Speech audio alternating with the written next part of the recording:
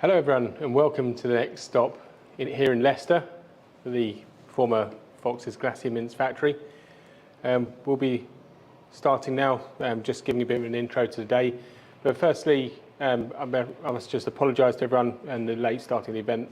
The reason for that is unfortunately the M1 has been closed, so things have been put back timing-wise. So apologies that the agenda is slightly out from what we were expecting, but let's move on to the content. So before we start looking at the content, it'd be good and mindful of all of us to think about today being the anniversary of Grenfell, the tragic incident which has changed the industry, but certainly our minds be that with those who have been adversely affected by it, and those who've been suffering ever since. So moving on to the agenda, today the focus is going to be on modern methods of construction, off-site manufacture, competency and sustainability. We do have a good lineup of speakers and presentations today. We have Matt from Modulise, also part of the Off-Site Alliance, who'll be presenting to us as well. We'll then have the Institute of Construction Management later on in the day as well, which we're looking forward to their piece around competency. We have a couple of presentations from Sapphire, one on sustainability and one later on about the whole process of competency and products and the quality process. We also have a factory tour here, which is a combination between a working relationship with ADS, Laser and Sapphire Balconies, where you see Sapphire Balconies being assembled as a complete off-site unit. We also have a two-way dialogue, which should be quite interesting, looking at the rationalising and decarbonisation. In the meantime, I just wanted to invite ADS to tell us a little bit about this building and this location here and the heritage of it, and also give us a bit of an understanding of where fire exits would be should the unlikely event occur. Stuart, would you like to come and join us briefly?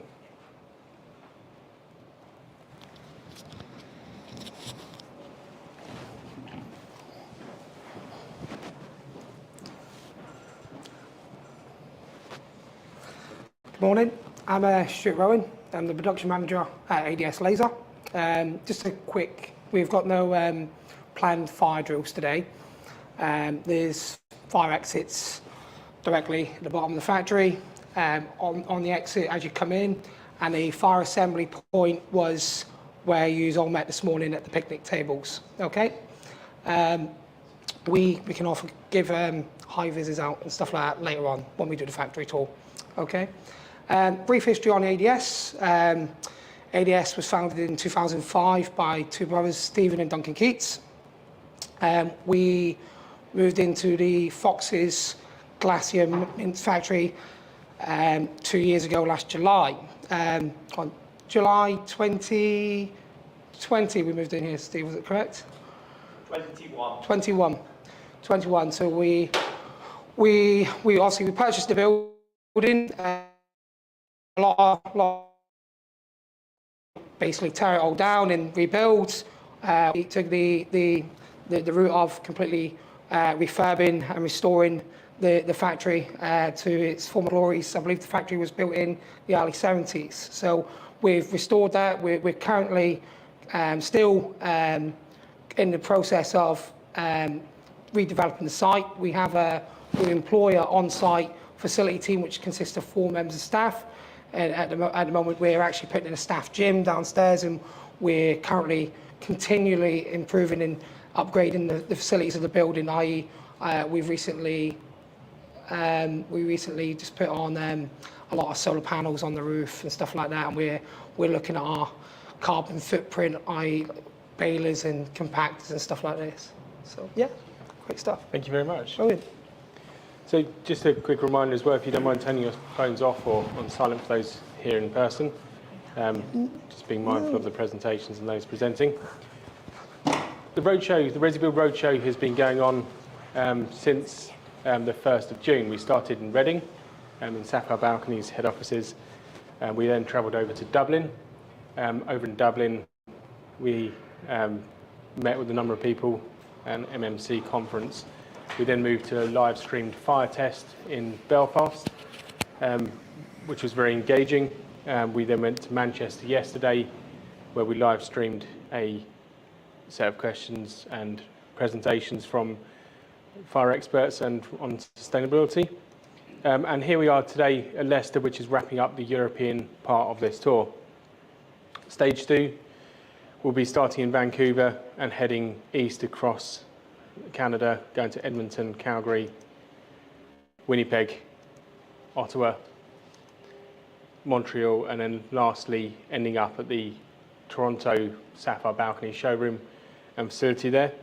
And there'll be a showdown which will be quite an exciting one between two different balcony methods, manufacturing them the way they are currently in Canada of concrete balconies versus off-site manufactured glide-on balconies.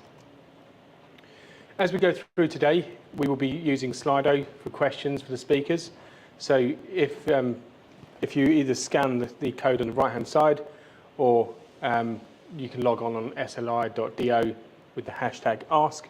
That will also give you the ability to see what other questions have been asked, and we'll be referring back to that at the end of each presentation. You can follow the rest of the trip on live stream. You can access the past recordings on our YouTube channel, that's the Resibuild YouTube channel, and also the Resibuild LinkedIn page, for those which already happened, or you can drop us a message if you aren't able to find them.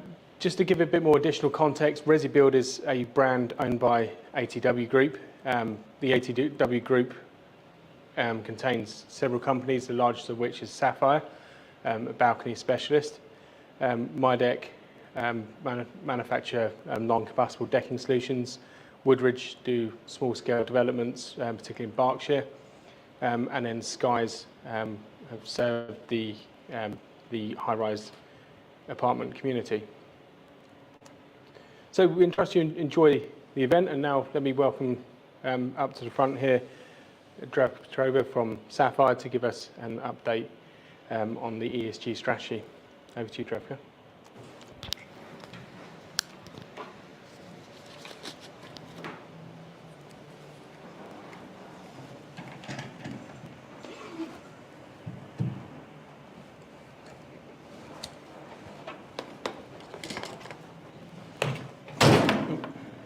Sorry. I'll sort that over. Thanks.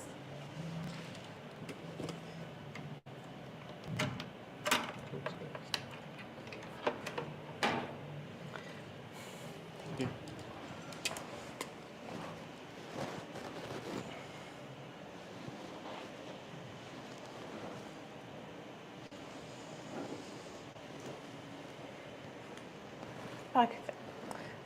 Hello everyone, I'm Zdravko from Sapphire Balconies, and today I'll be talking about Sapphire's ESG Vision 2030. I would like to welcome everyone who's joined us in person today, and also everyone who's joined us on the live stream.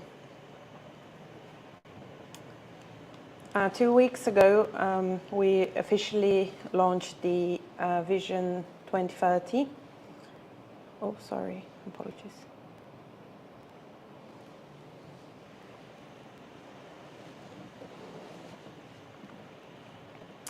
And is ESG a new topic to us? No, it isn't. Today we'll look at 3 things. The first one is why we're taking the approach we've chosen. The second one is what we've done already.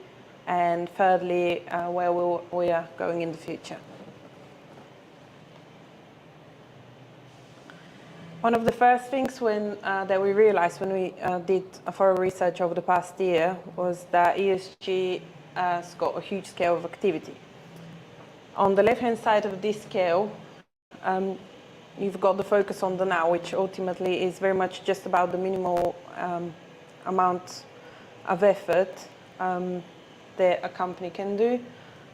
And also, in one's terms, you can call it a greenwash, intentionally misleading, and because it's easier to do so than to actually invest in a proper strategy. I'm sure you've all seen this kind of statements. For example, this one, we offer our customers the chance to offset embodied carbon. So Have you thought about how many people actually buy credit for that? And is that how to say it?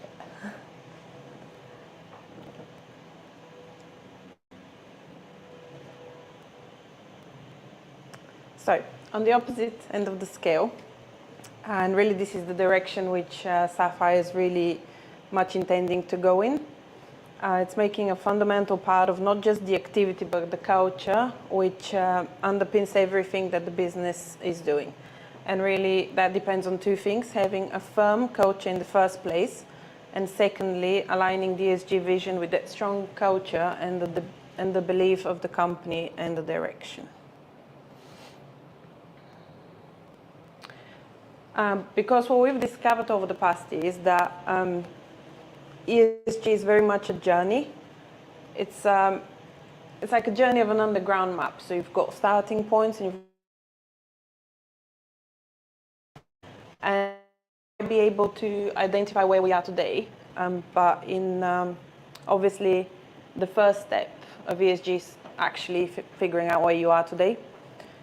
In reality, choosing the destination, it's not a very easy thing, and it could be something very much focused on the climate. It could be on any aspect of ESG. It might not even be choosing an ESG approach, but more of a social responsibility approach.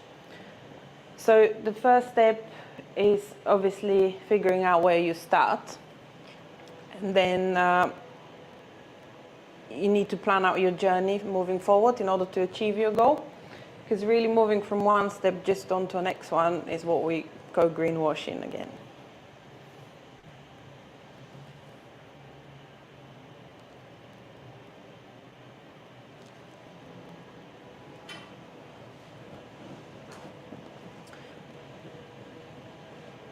So establishing where we were has involved measuring our scopes 1, 2, and 3 emissions, understanding where we are as a business right now and where we have been over the past few years. There's a lot of work involved in doing that, and then obviously setting up a series of strategies to actually reduce these numbers. One of which we've done is investing in EV vehicles and infrastructure for charging on our premises. We've offset the remaining emissions there to actually balance up the scale, and theoretically we're carbon neutral, but it's not something we shout about. And the reason being is that carbon neutral is really just one of those points on the journey to net zero, and net zero is very much our focus. The second point is the roadmap. It's about identifying those impactful things which can be done. It's also looking at what our objectives are and the values and the way we're going to measure those, and also publishing it so it's transparent in terms of what we are doing. And thirdly, then demonstrating with evidence at every step of the journey to show that we're actually making a meaningful progress. So far from an environmental aspect of ESG, we've been very much committed to SIO 14001, and then continues to be the case. We originally got it in 2009, so we've had that for over a decade now. Certainly we're reducing and offsetting any remaining residual emissions, and this will continue to be the case as we move forward to a true net zero approach. And also financially incentivizing and investing for EVs. For example, we financially incentivize our staff to drive EV vehicles rather than combustion engine ones. And that works in a positive way, both to our employees, giving them a better experience, but also helping reducing the emissions and the carbon footprint.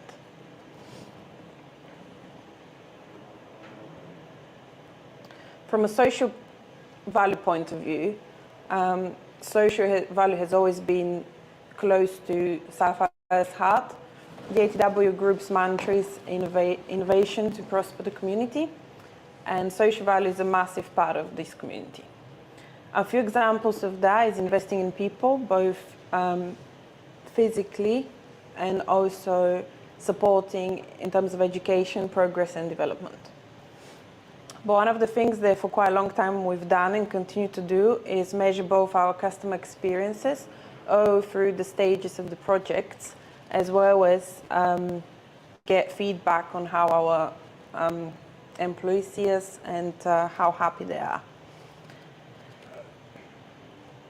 We use the NPS rating, Net Promoter Score, and high rating is quite difficult to actually achieve because it's measured on a much higher scale. So basically 9 and 10 being promoters, anything below 8 are passive, and then you can also get detractors under 2, I think it was.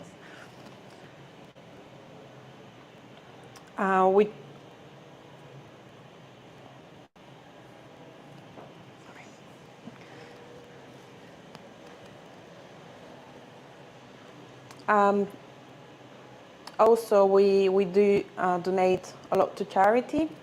We choose a new charity each quarter amongst the staff.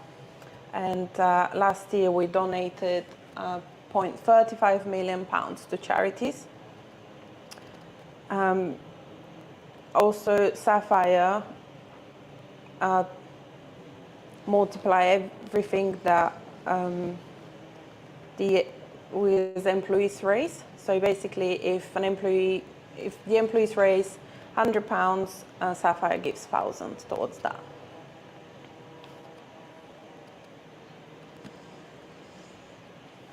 What is our vision where we're going in the future? From an environmental point of view, very much our focus is about walking the walk, not just setting out the easy to say talk. And it's really about being accountable publicly. So there's transparency for our customers to hold us account as well. We've committed already to science-based targets. I'm not sure if you've heard of those before. No? Science-based targets is something we'll touch a bit more later, but they're in the presentation, but it's just an ambitious approach. There's not very many construction companies who've committed to it, and as far as we understand, we're the first balcony company worldwide who's committed to it. From a social governance point of view, very much from partnership and collaboration to reducing the interfaces, for example, working with architects at an early stage, design our thermal breaks and so on. And basically assist them with their projects in their favor. We've also been investing in technology platforms and things which will improve productivity, bringing the industry together. In forums such as this one, we've also got another one coming up in October at Wembley. And we also live stream, such as this event, which we're live streaming today. And basically, we're trying to encourage the industry to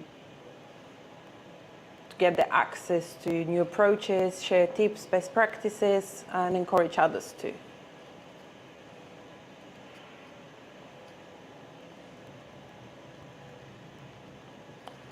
So, has many of you seen the UN? Oh, sorry. Okay. The UN Sustainable Development Goals. They've just touched on. Some of you said they haven't. These were set out in 2015 as part of the Sustainable Development Goals. We closely looked at which ones can actually be impactful and make a difference.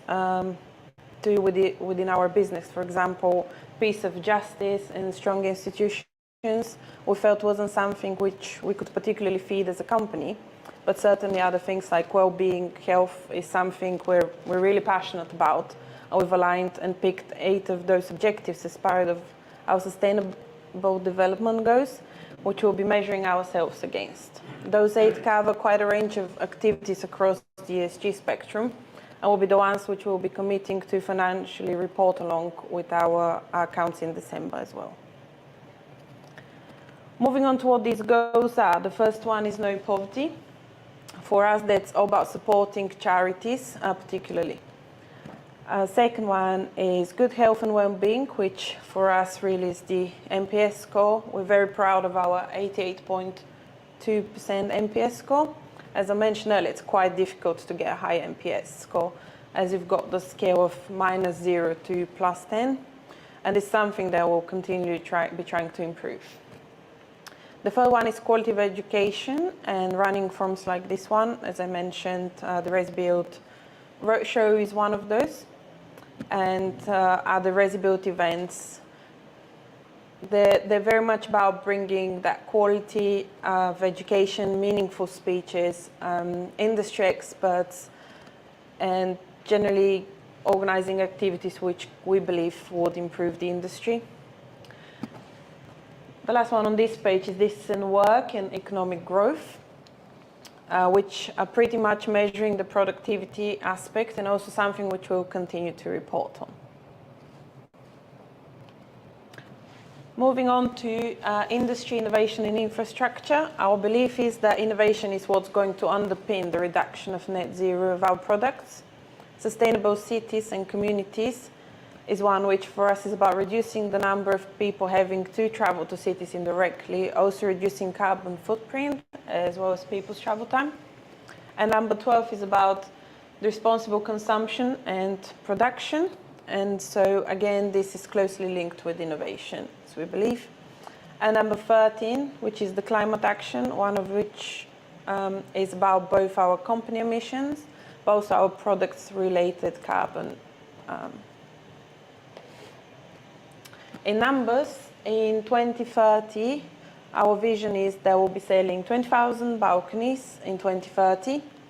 We're predominantly based in the UK, but we're working towards expanding and becoming the balcony of choice globally. We currently operate in Canada, Netherlands, Ireland, and New Zealand. We'll have 0 emissions of scope 1, 2, and 3. We'll have 0% of our net zero being offset, and this is the residual emissions, which we can actually reduce to 0 in itself. We've chosen the 8 SDGs, and that's our primary focus for the time being, as things go and change between 2023 and 2030. And we'll continue to be reviewing this process and progress. We've committed to science-based targets.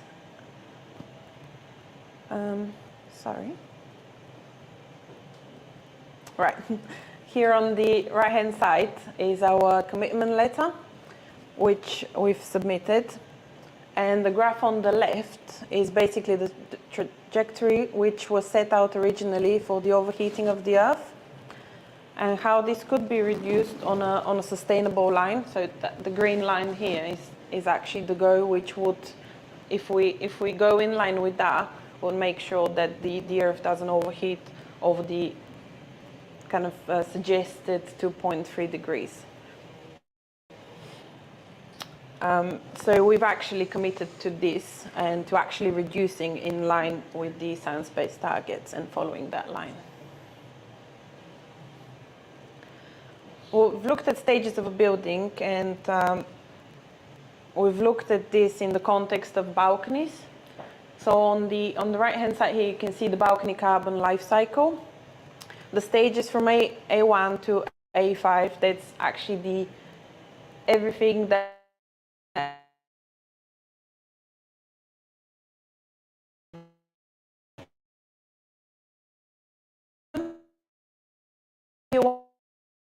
particularly relevant to balconies because balconies are actually actively losing energy. And C1, C4, and then DD is actually where it becomes an actual circular economy. We're looking at this very much from a data point of view. We've already got EPDs in place, and we've split up our EPDs into anchors and balconies. And the reason this is meaningful is because when working with clients, it's making sure that they can calculate their carbon emissions for their building specifically. It's easier to calculate when you've got the anchors separate to balconies, because sometimes balconies have more than 2 anchors. So that just simplifies the process of calculation. And we'll also continue to measure our scope 1, 2, and 3. And we're doing this in line of PAS 2060, which we've recently submitted. And it's about measuring, understanding, and reducing those emissions. We're also working with our supply chain and encourage them to do the same as well for their company emissions. And that's all from me today. Thank you for listening, and thank you for if you have any questions, please feel free to ask us. You can also go on slide.do with hashtag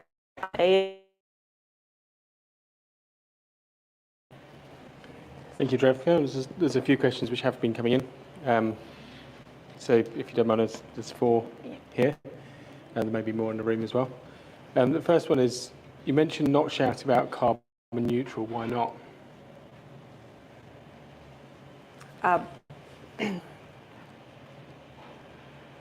Why not shout? Because I think it's quite important that we actually show and evidently do what we say we're going to do rather than shout about it. I think sometimes actions speak louder than words. Carbon neutral, as you mentioned in your presentation, is a stopping point, not the destination, isn't it? Net zero is ultimately the destination. What does science-based targets give construction? Quite broad. So, what do science-based targets give construction?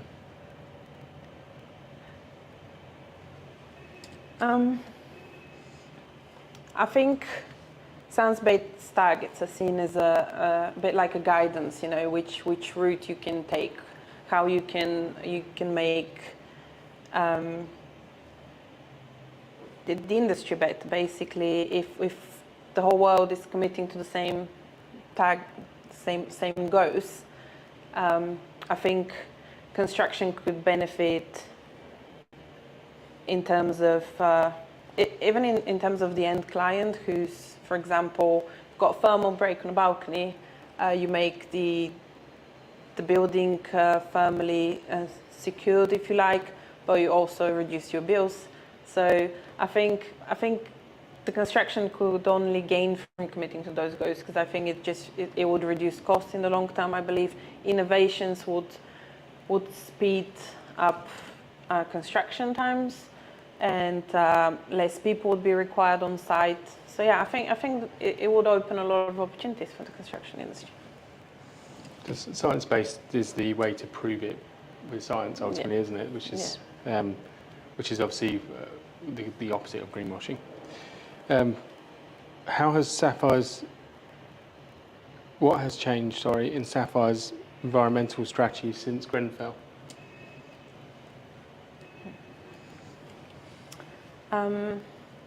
Since Grenfell, well, our balconies are obviously quite fire safe. So we've got A1 A2, fire rating decking. They're completely fireproof. The soffits ensure that fire can't spread down to the balcony below. We've also got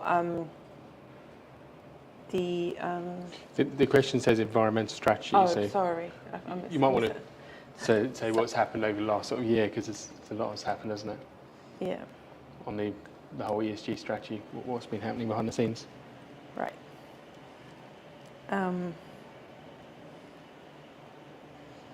Would you like me to answer? Yes, please. Yeah. Sorry.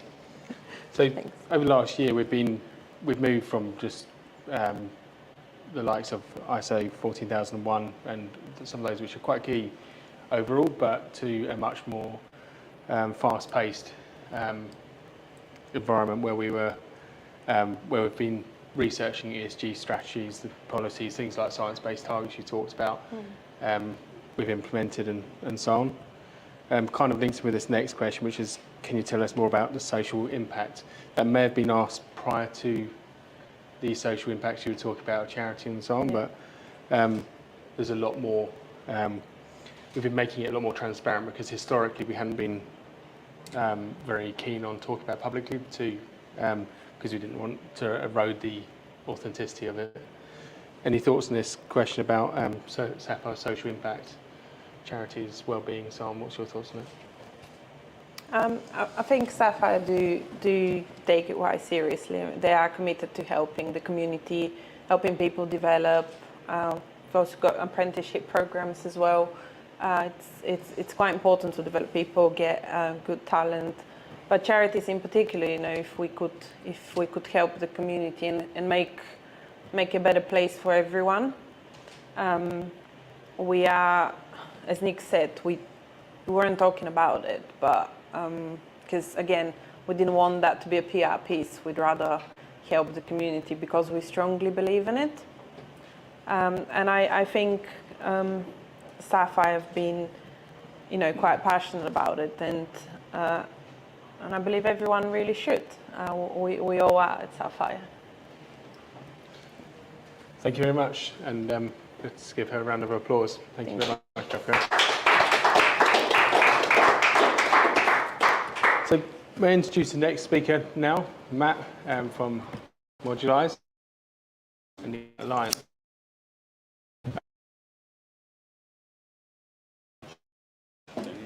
Oh, cool. Have you got an adapter from? That's the one, yeah. Perfect. Is that a mic there? Yeah, that's for the live stream. Okay.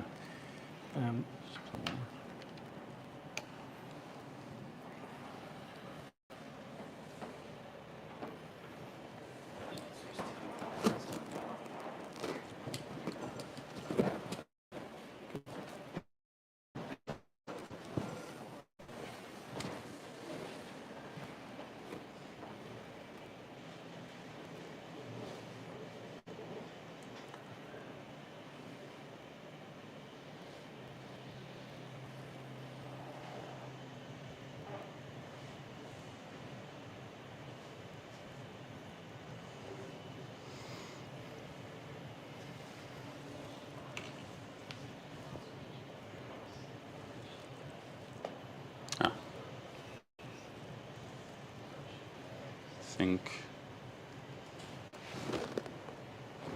it's kind of flashing on my screen.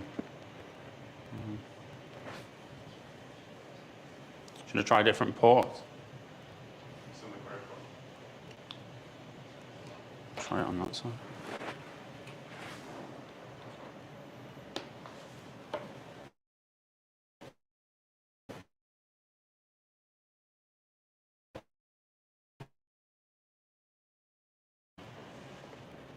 Let me just try. I think I need to do just share the screen.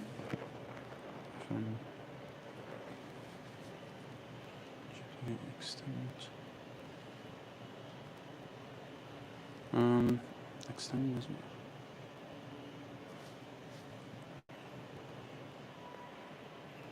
Yeah. Oh, never mind. I was trying to get my notes up, but I'll just wing it without the notes. Oh no, they've come up now. So first of all, thank you, Nick, Sapphire, and Resibuild for inviting me to speak today. And to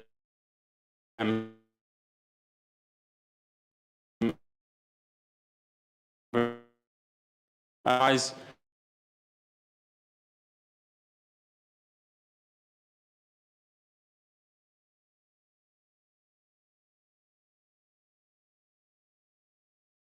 Into an architectural practice with a consultancy kind of attached to it, if you like. So I've got three hats, two of them up there. I'm also chair of a committee, which is a BSI committee. Sounds like a Star Wars robot, CB301. But that committee is charged with developing standards, much needed standards in MMC and offsite construction. So we also, as part of that committee, we also sit on the International Standards Committee, which is newly established last year as well. And we kind of mirror that. The third hat is I'm chair of technical committee for an organisation which is called the Offsite Alliance, which I encourage you to have a look at because it's doing some really positive things like Sapphire in the MMC space. We know that MMC works. We know that offsite construction works. It works in the DFE, the education sector. And it works essentially because you need to get schools built quickly. There's a lot of standardization coming from DFE and a lot of kind of front-end work going on into standardization of schools in terms of heights and grid sizes and all that kind of stuff. Historically, you might have seen some of these types of buildings around, which was a system called CLASP in the 1950s. So it's worked historically very well. CLASP was used to rebuild a lot of the schools that collapsed because of the mining collapses in the 1950s and 60s. It works really well on MOD and defence projects. A project called Allenby Connaught, which was I think one of the biggest, well, it was the biggest MMC project ever deployed in the UK.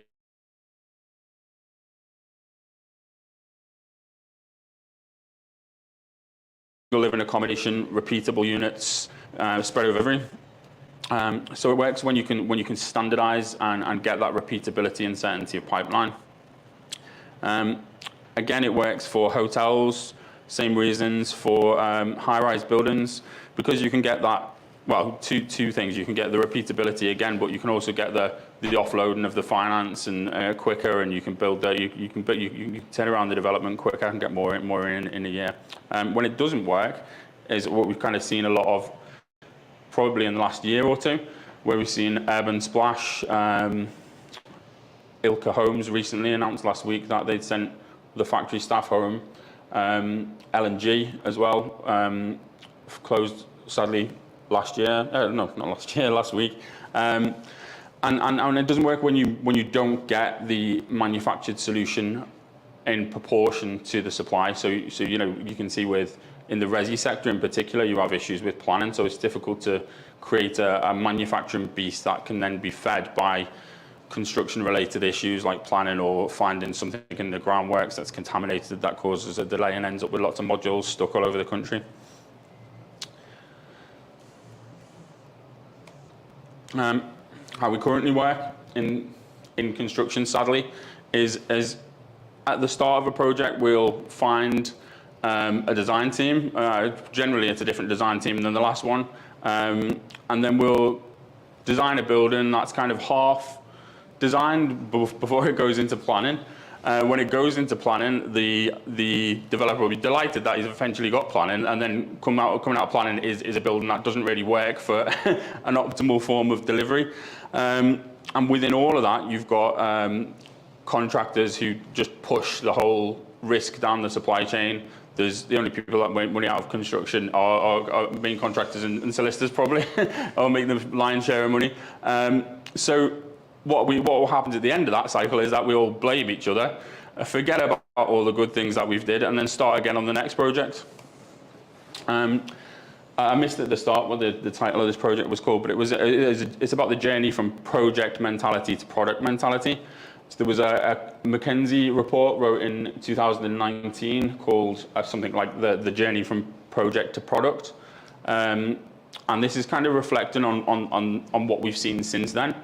And we're starting to see this more, so that project mentality needs to be replaced with a product mentality. And by that, I mean, let's not do it like I've just described, where we all kind of fall out and forget what we did and design completely different things. We need to standardize, and we need to develop this kind of version control mentality in the construction sector, where we start with V1, we retain possibly the design and the professionals in terms of, the knowledge that they've got in developing and deploying that. We want to learn from the mistakes and build that into the process. Some good work from CIH, Construction Innovation Hub, in the last two years. They've had quite a lot of money to do 4 bits of work, as far as I can see. One of those bits of work was the Value Toolkit, which is something that we use quite a lot and probably fits into the ESG stuff that you were talking about earlier in terms of those social goals and that kind of stuff. But another bit is the platform rulebook. So platform rulebook is a really great piece of work that's been set out by CIH. And essentially what it starts to talk about in the construction mindset is to start working towards this product platform movement. So initially we've got to understand the demand, which is kind of case in point, with Ilka and L&G recently. the manufactured solution doesn't really meet the demand profile. Develop a solution that meets that demand profile, and then deploy that solution using digital technologies like configurators, design automation, so you can maximize one of the issues I think that we have in offsite construction is that the amount of pre-com work that goes into, we were talking about this earlier, the amount of pre-com work that goes into the start of a project to get it to suit the optimal MMC solution. And that's, kind of partly because the system's broken and that we'll just put planning apps in that are rubbish. And like I said earlier, but this is kind of trying to get us away from that. So in the deployment part, once we've got the solution right, it's optimizing that streamlined workflow using digital technology. Fundamentally, though, you can't do all of that without understanding the supply chain. So you can't develop a solution for any particular sector, whether it be resi, hotels, schools, without understanding the supply chain in detail. So without understanding the capabilities of Sapphire, for example, and what their manufactured solutions are. It's starting to happen already. So the changes started. Seismic, I'm not sure if that's something you've heard of, but it's a European-funded project, or it was a European-funded project that sought to standardize modular construction. And essentially what it did was develop a nodal connection point, so a bracket in the corners of that box that you see in the top left. And from that, different manufacturers could manufacture modules, and they could all come together on site because the connection point was standardized. From that, Seismic has then gone on to develop different standardized sub-assemblies and assemblies. So floor cassettes, roof cassettes, and innovative cladding solutions that can just be clipped on really quickly, kind of like rain screen, quickly clipped on without any fixings. And out of all of that, you can see they talk about 75% improvement in speed and efficiency based on a baseline against traditional construction, and 70% reduction in carbon. I'm always speculative about those kind of things, what versus what, but if you actually go, there's Seismic house being built at, Seismic units being built at BRE, which you can go and kind of dig deeper into all of these claims and figure out for yourself what you think about them. But they're about. MMC categories in, when was it? 2019, I think. Department of Leveling Up, as they're now known, was previously MCLHG or whatever the acronyms were, and they came out with the categorization system for MMC categories. I'm not going to talk about them too much, other than to say even within those MMC categories, you've got different types of systems. So when we're talking about understanding the supply chain and understanding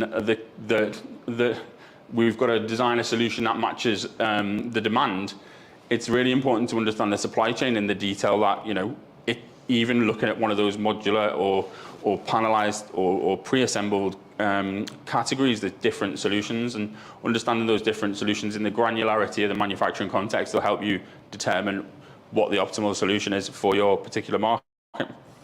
So just in those three different modular, category one, we've got a line-loaded steel frame, point-loaded steel frame, and a line-loaded box, which and there's about 4 or 5 different other types of different ways of approaching modular in terms of materiality and system.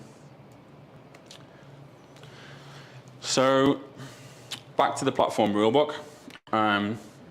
I'm kind of giving you some takeaways from that. You need to understand the market that you're aiming for, as either whether you're a developer, a manufacturer, or a designer, understanding the market and developing a solution that fits that market, and then being able to, as part of that process, configure and rapidly deploy that manufactured solution is essentially what the platform rulebook's trying to tell us. An example of this is a company, kind of like this is very similar to I suppose the theory behind Seismic, but it's a company that we've just set up as part of Modularize, as well as kind of a brand, if you like. And it's aimed at the low-rise resi sector. So what we've done is kind of aim at a particular technology sector in the modular. So we haven't kind of invented a bracket. We've come up with what do they do in that sector. So in the point-loaded steel frame modular manufacturing sector, there's kind of like 10 or 20 different manufacturers, where for the timber frame line loader, there's like 1 or 2.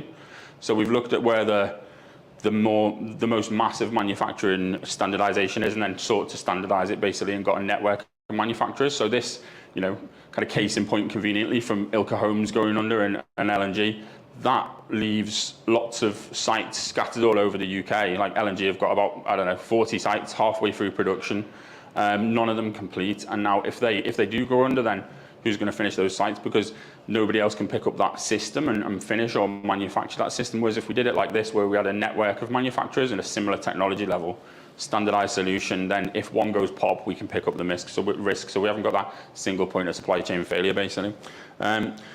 So again, that's understanding the market. So fit low-rise resi, and coming back to those 3 different modular systems.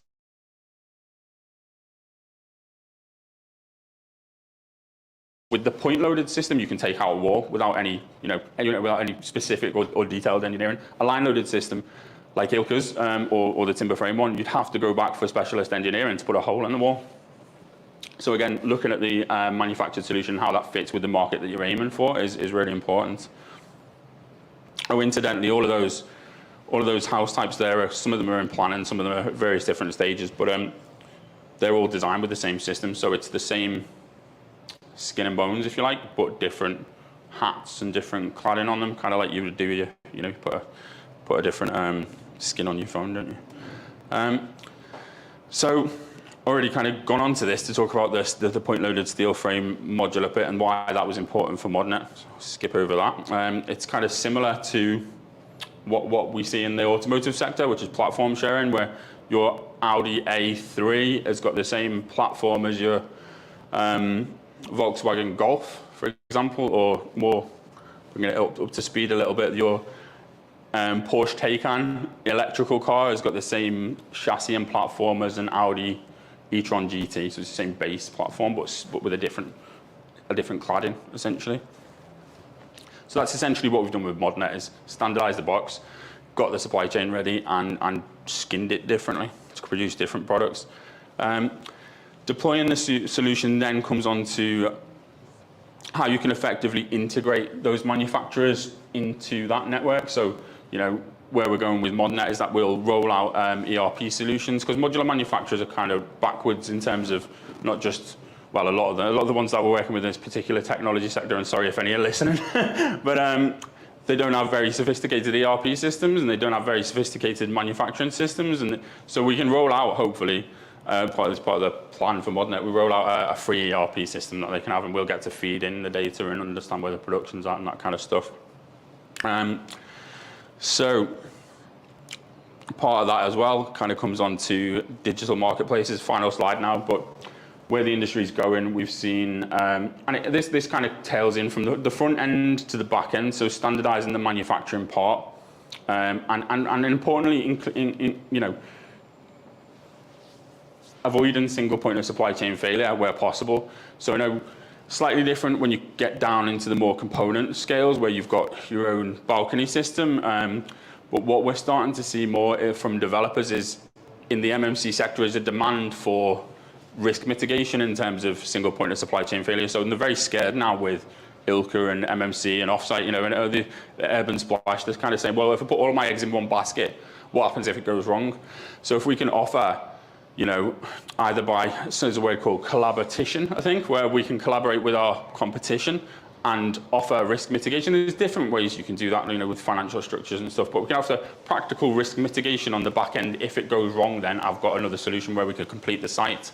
Then that's really important, but that's more back end thinking. On the front end, looking at configurators, there's been quite a movement towards this over the last few years, and I don't think the back end market is ready, but the front end is attracting a lot of development and a lot of interest from investors. So you've got Cope, which is kope.ai, if you want to look at the website, which is an off-site marketplace, and that's going to be moving towards kind of configurable,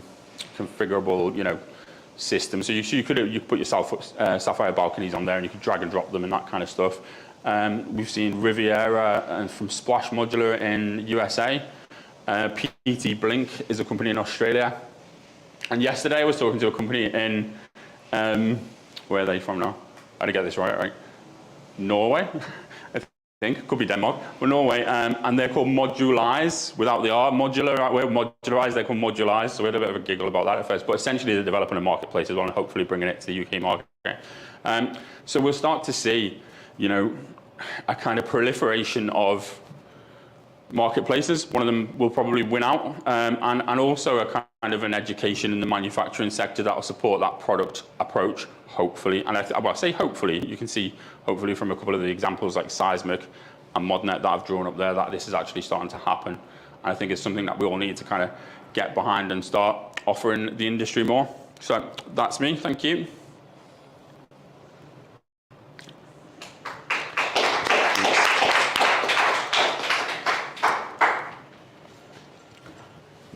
Thank you, Matt. And it's interesting seeing what's happening in this MMC world, especially with, as you say, a lot of news reports on what's been happening over the last few weeks, particularly. Got a few questions here.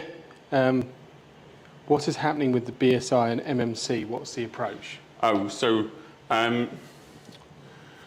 like we're like maybe 10 months into when I took up chair. So in the first 10 months has been kind of kicking around, what do we need to do? Because where do you start where you haven't got any standardization? So what we're trying to do is focus upon what I call shining a light from the optioneering stage. So when you get to when you're in design or kind of when you're developing something, you get to the optioneering stage of the RIBA or whatever value toolkit, and you're like, well, what is optioneering? And when we've kind of canvassed people, they just go, well, you know, modular work there, panelized work there, I've done traditional there. There's no like robust thought through process to enable optioneering properly, and there's no consistent method of presenting data to enable, you know, for systems to enable anyone, unless they're an expert, to understand what's different with these three different modular building systems. I want modular, but you know, if I'm going to get a point-loaded module, then what does that mean? And if I'm going to get a line-loaded one, what does that mean? It's made of steel. What does that mean? And kind of like an EPD, you know, certificate, but for modular systems, a bit more detail. So that'll help, I think, with designing them and being able to compare them. So the two things that we're focusing on is basically standardized process for optioneering and a standardized format for of systems, if you like.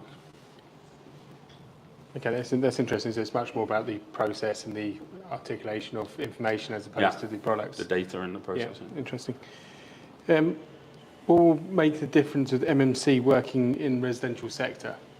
What was that? What will make the difference? What will make the difference? What will make the difference? So we're active in a body of research from the Department of Levelling Up Homes and Communities, the DULC, at the moment. We're working with another consultancy called Akerlof, who've been commissioned to do that work, and we've kind of come in and to support them in different ways. So that is developing a kit of parts for resi. So for low-rise resi, it's focused on it in the first bit.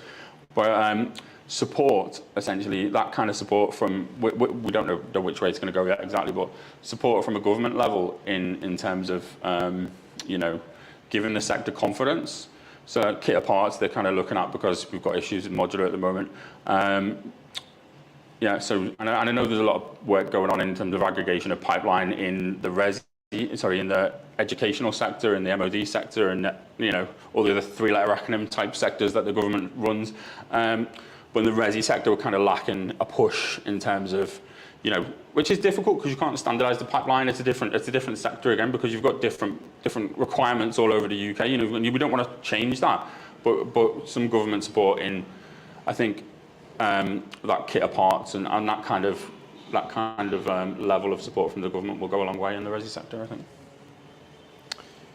think. Another question: are buildings really products, or are they projects dependent on all sorts of planning and legal requirements? Yes.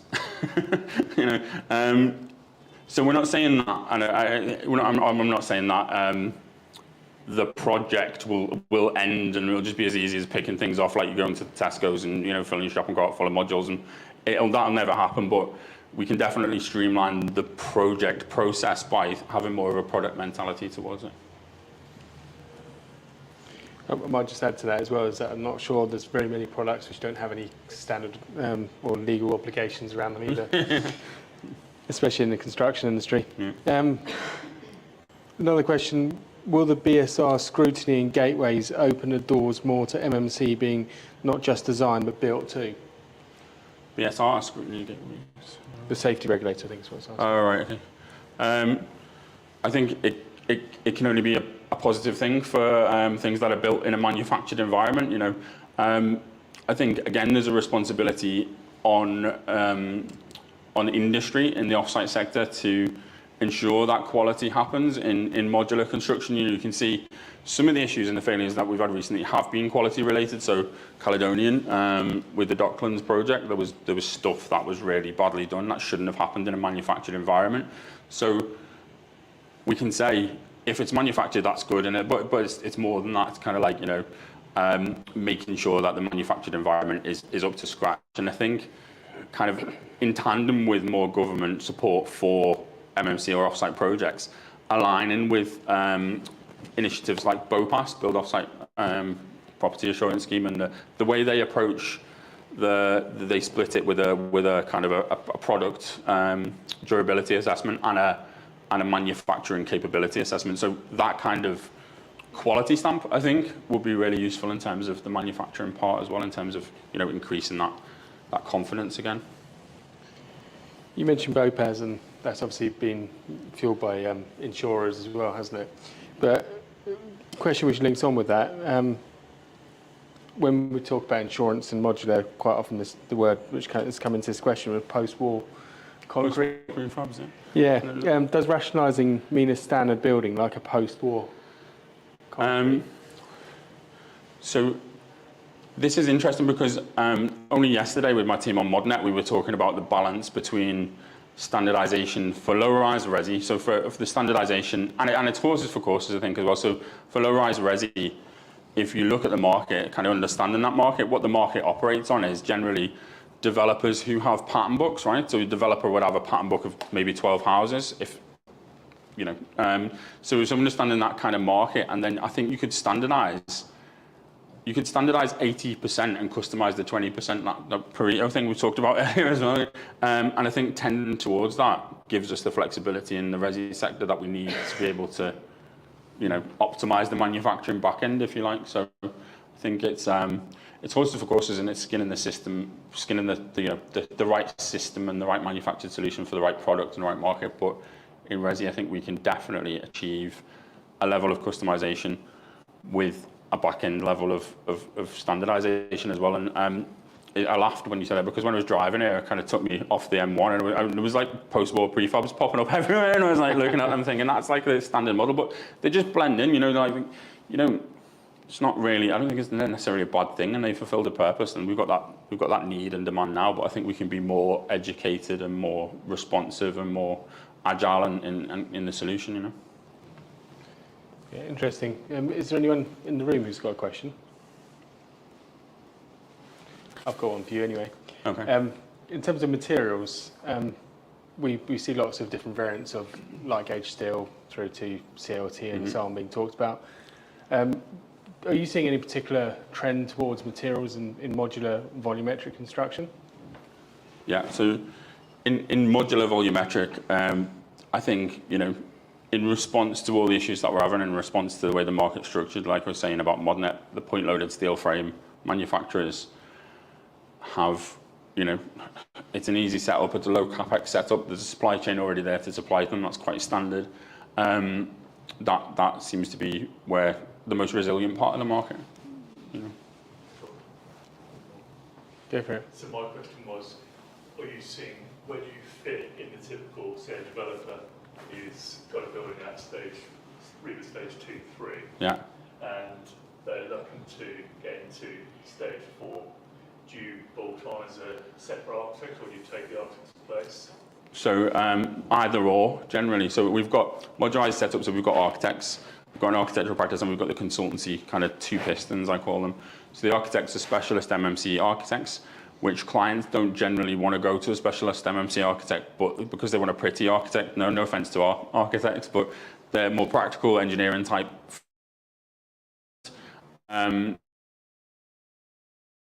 Team up with practice. But development of a scheme, or we've and that one. I think that one. So this one there was a company called Inner Space Homes, which we've got homes stuck in planning all over the UK, but that's like architect. We wouldn't come up with that level of architecture. That's our level of architecture. We work with them, and if you leave us to our own, we'd standardise the hell out of it and come up with something that works completely. But that's like, we work either way, really. And the follow-up question is around the cost impact you put back to the client. Mm-hmm. Is that significant through rationalisation? No, I mean, it's in terms of professional services, or... I'm thinking about the end result, so it's the build cost. Yeah. So, like, if you go down the traditional route, you will follow that slide that I had earlier a little bit, in that you will design a building, then go to the supply chain and find the optimal procurement route. Well, you think you'll find a procurement route for your building, it'll be subcontractors or whatever. In manufactured construction, if you commit a little bit more at the start, then the benefits will come later. So, as an example of that, with this one in particular, we developed, working alongside the architect, we then took the designs and then made them fit for manufacture. But on the back of that, we come up with multiple suppliers that were capable of making it, and a full bill of materials, so that you would have in a manufactured environment before you did anything.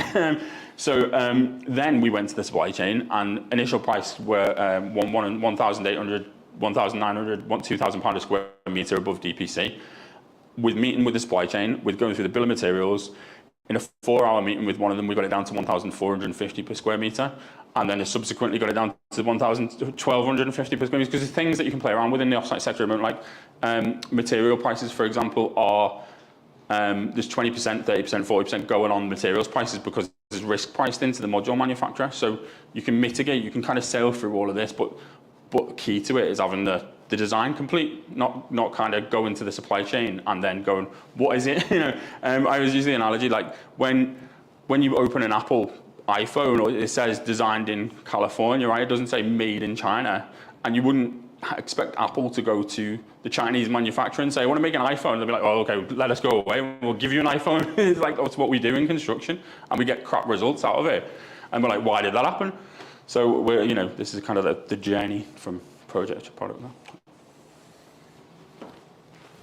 So thank you very much, Matt. Thanks, and now brings us to the lunchtime and factory tour element, and we'll be back this afternoon for a presentation from the Institute of Construction Management, and also some further information about rationalisation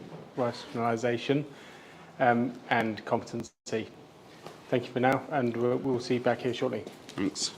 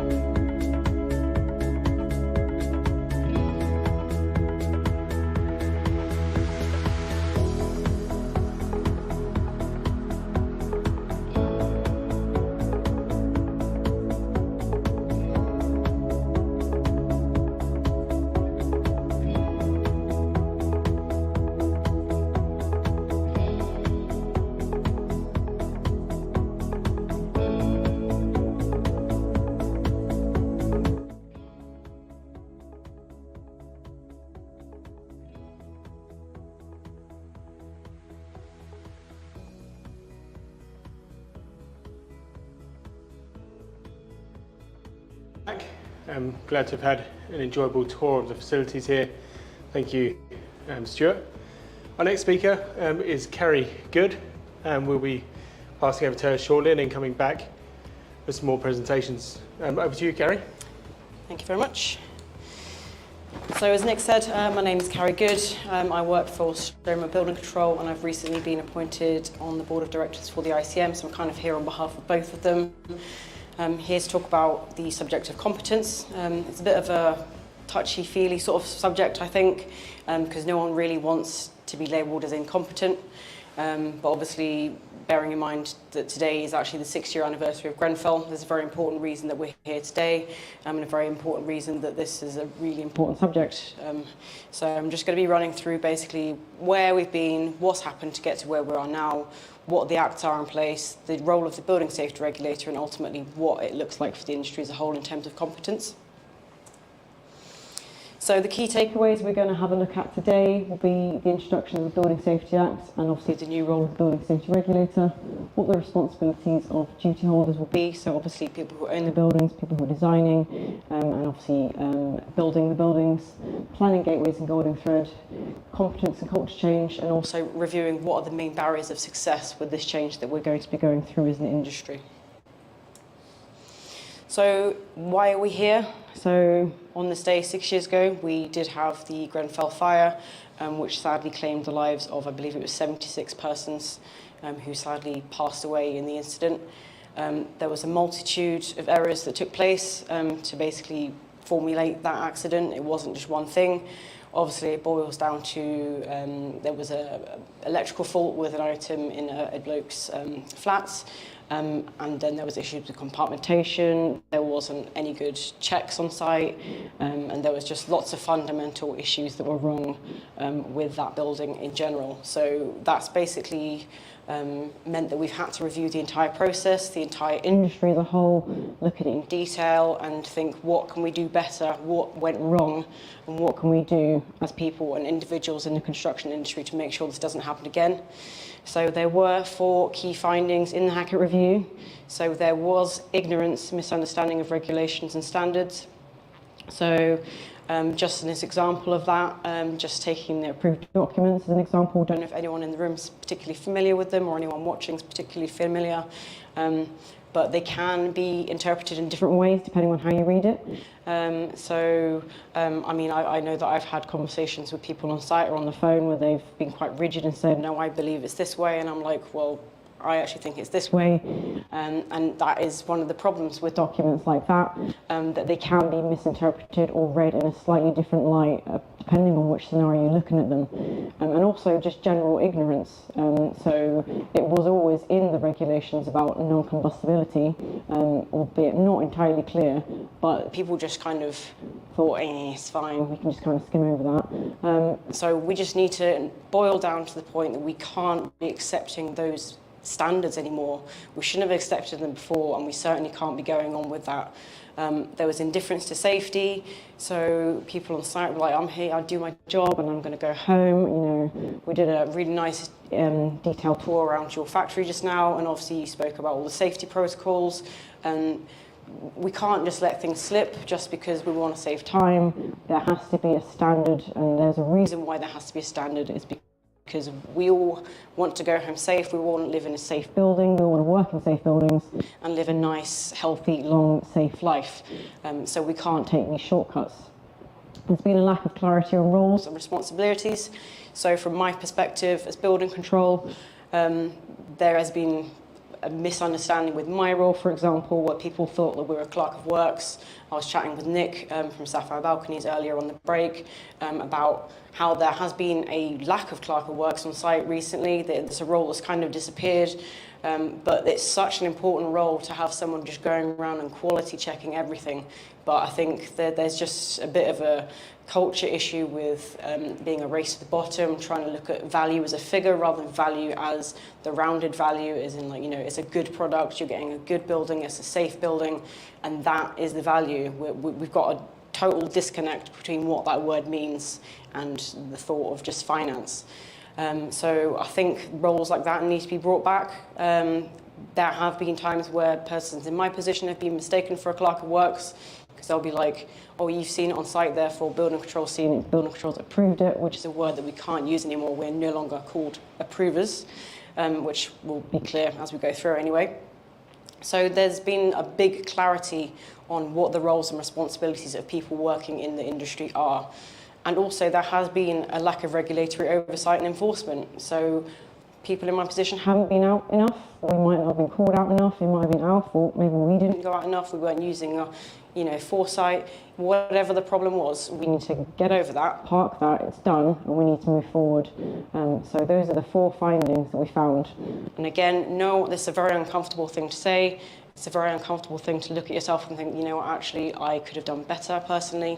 But the important thing is that we do learn from this and we grow as individuals and we grow as companies and make this a much safer place to live and work.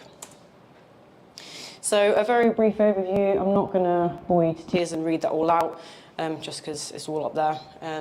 So the Building Safety Act, something that's came in 2022. It received royal assent to 28th of April. And it's basically rolling out at the moment. I believe we are somewhere between Gateway 1 and Gateway 2 at the moment. I believe Gateway 2 is going to be starting in October this year. So it's very much a work in progress. So there's still things that are being ironed out. So this is what we've got as facts so far. Some things are still changing. Like there was recently just a change of what sort of buildings it was applying to. So obviously everyone's heard of the term high-rise residential or high-risk residential building. They've obviously now extended it to include care homes and hospitals where they are over 18 metres or 11 metres now. But they've also clarified that it has to contain 2 flats, whereas before they said if anything contains 1 dwelling, it then triggers the building safety regulator under the Building Safety Act. They've now said it now requires 2 dwelling houses in there, which is a change. Another thing they've changed, and I don't know if they've bounced back on, is they were sort of querying whether the 18 metres included like a plant room on the top floor of the building. So previously, under the previous approved documents, you take the existing, the total height would be the total floor height of the highest dwelling within the, like if you're thinking of a block of flats. So if you were, I don't know, 17 metres for that top floor in the block of flats, if you had a plant room on top, you were safe. Well, not safe, but you know what I mean. You weren't under this new act. Now, they've changed it, and now if you have a plant room on top, that might now trigger it. Still a bit bouncing around, clarifying that, because obviously plant room isn't really something that's going to be people in there all the time. It's maintenance. You might be up there for, I don't know, maybe once every couple of months for about half an hour. So, but there's just lots of things that are being ironed out. So it's quite hard for someone in my position to just come here and say, this is how it is, black and white, because it's still quite grey. But this is what we have, and this is as it is so far. So hopefully this is still up to date. So key aspects that have been brought out. So there is a new role called the Building Safety Regulator. They are formed under the Health and Safety Executive, and it kind of extends existing CDM duty holder roles, and they're basically taking over the role of a building control provider in the instances of a high-rise residential building. I think, yes, so building control can still work alongside the building safety regulator on these buildings, but they have to report the information to the building safety regulator, who then have to do their independent assessments and then sign off as well. So in these types of buildings, you can't obviously come to someone like myself directly. It would have to go through the building safety regulator, and then they can delegate out. But the big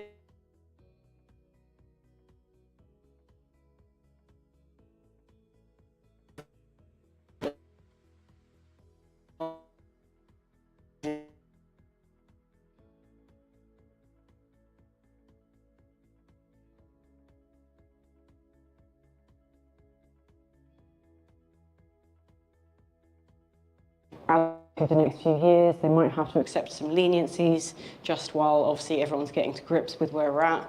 But I think as it goes, it is going to get quite stringent, and we're just going to get used to having very fixed ways of working.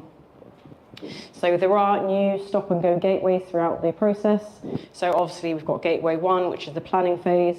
Obviously at that point we now have to have all the information that goes to the BSR, whereas before you probably just have like outline plans and, you know, elevations, some floor plans, whereas now you have to have like, literally everything, including if you've got like M&E, because obviously they're going to want all the fire stopping details, like literally everything that you, historically we'd probably leave it to the last moment, but we're now realizing the impact of doing that.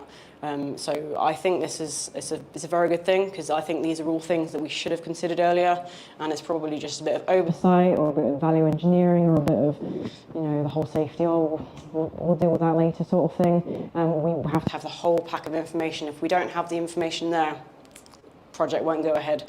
So I do think that is a very good thing, to have everything like literally finely designed. And obviously leading through to the golden thread of information. So basically just making sure that absolutely everything is documented, everything is formed on one document, whether it's like an electronic thing, and it stays with the building, and every time there's any changes, it's going to be updated, which again, I think is really, really good.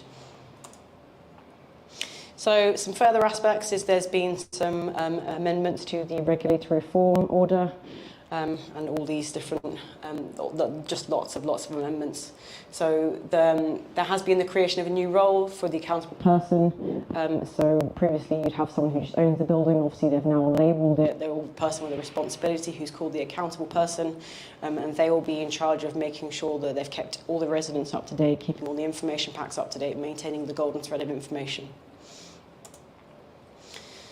So with this, there's been a lot of other changes. So obviously there's been some revision of technical guidance for the tall buildings. So a few years ago, we went through the approved document changes, where they've basically completely separated A and B, not A and B, sorry, B1 and B2, so the flats no longer fall under B2, it now all comes under B1. Building control profession it's currently going through reforms at the moment. So we will be going through tests for competence. Again, I'm going to go through that in a bit when I go through the competence section. There's been creation of the new Homes Ombudsman, Construction Product Safety, Architects Registration Board, so they're all going to have to go back to the basics. Everyone's going to be going through tests, and there's going to be new professional standards put in place to make sure that everyone's singing from the same hymn sheet. So in terms of this timeline, we are roughly about here.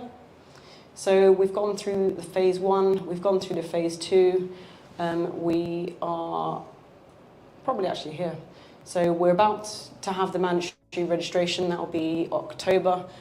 So that will be where approved inspectors, so private building control providers, will have to register with the building safety regulator. Obviously, as a company, and then as individuals, will all have to register as well. So it's quite a big process. Obviously, after that, we've got the registration of the high-rise residential buildings. So everyone's probably read about that on LinkedIn, where everyone who owns a building which falls into this bracket has to register it. So it's been quite a lot of work in a very short space of time, and we've obviously covered off a lot so far, but we've still got quite a way to go in terms of getting everything in place. So in terms of duty holder responsibilities, the CDM duty holder role has been expanded. So obviously includes planning, design and build stages, and obviously ensures that principal designer and contractor are all up to the necessary skills, experience and competence. So these sort of roles are due to commence in November this year. So it's all still, I think the past documents for the principal designer and principal contractor have just been released. So that's the sort of competence package in terms of what they need to be obviously fulfilling as part of their roles. So these are very much due to roll out. So just to quickly run through Gateway 1, so obviously this is the planning permission stage. So this is the first of the stop, start, go gateways. So this will be where you submit your full pack of information. Obviously there's probably going to be quite a lot of people who've already started going through this phase. So hopefully there's a bit of familiarity going on. This basically started in 2021. So it's not a new thing, it's been rolling for a little while now, and basically requires that anything fire safety related has to be absolutely crystal clear at the outset. So again, I do think it's a very good way to be going. Gateway 2, so this isn't in yet. This will be live as of October 2023. So this will be where you probably put the plans through to your building control department. So instead of sending it through to building control, you'll be sending it through to the building safety regulator. So all of the plans need to be provided by the duty holders to the regulator, and then they have to either do it themselves or they nominate building control bodies, so either someone like myself or a local authority building control, to basically undertake the work. We then submit it to them, they peer review it, and they say, yeah, we agree, or actually we need more information, and it sort of rolls like that. So it's basically just adding an extra step in just to make sure that everything is being triple looked at, basically. So again, yeah, this is due to roll out in October 2023.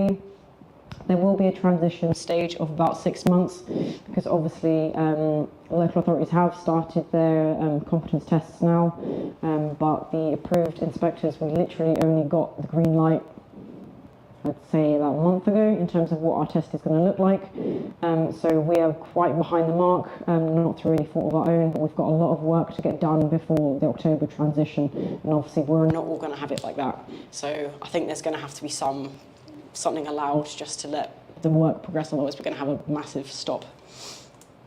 So Gateway 3, this will be obviously somewhere along down the line, and this will be the completion stage. So this will be where the golden thread of information is all tied up, packaged and sent over to the accountable person, and this is also reviewed by the regulator. So they will have this information and they will be reviewing this on a periodic basis. I don't know if the period's been set out at this stage, but they will be within the right to do a review every year, obviously go through the plans, go through the site, and just make sure that nothing fundamental has changed to affect the safety of the building.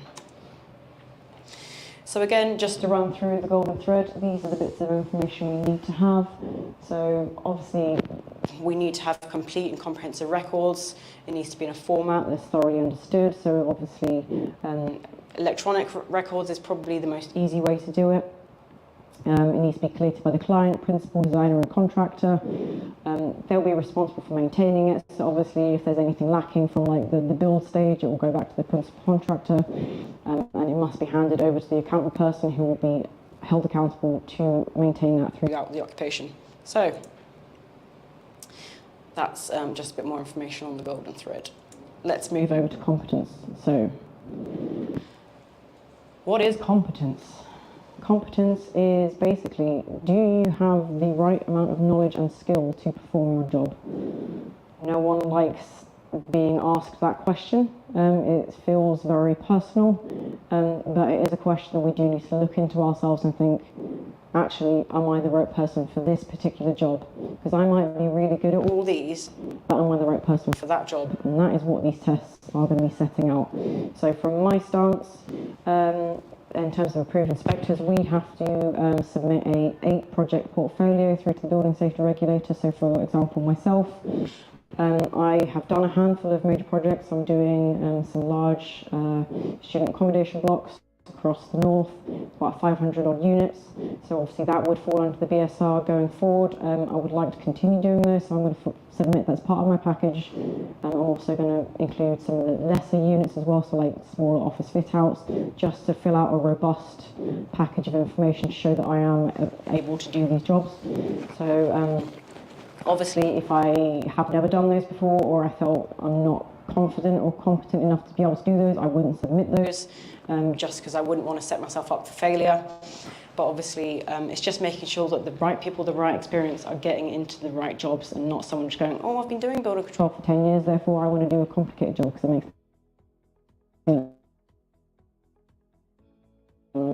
it's what happened, but it happened. Who knows? Hopefully not. But fear, obviously, going forward is there are a lot of people who've been in the roles for a long time. Again, people don't like being told, prove you're competent, because it sounds really offensive. So a lot of people are going, sod this, I'm off, don't want to do this. And while it's a loss, because obviously we don't want to be losing people with experience in the industry, maybe those aren't the right people for the job. So I see it as a double thing. It's good and it's bad, but hopefully it gets the people who are experienced and knowledgeable and ready to learn and ready to say, you know what, hey, I'm not perfect, I don't know everything, but you know what, I'm here to learn. That's who we want, and I think this is going to bring those people into these jobs, which I think is so important.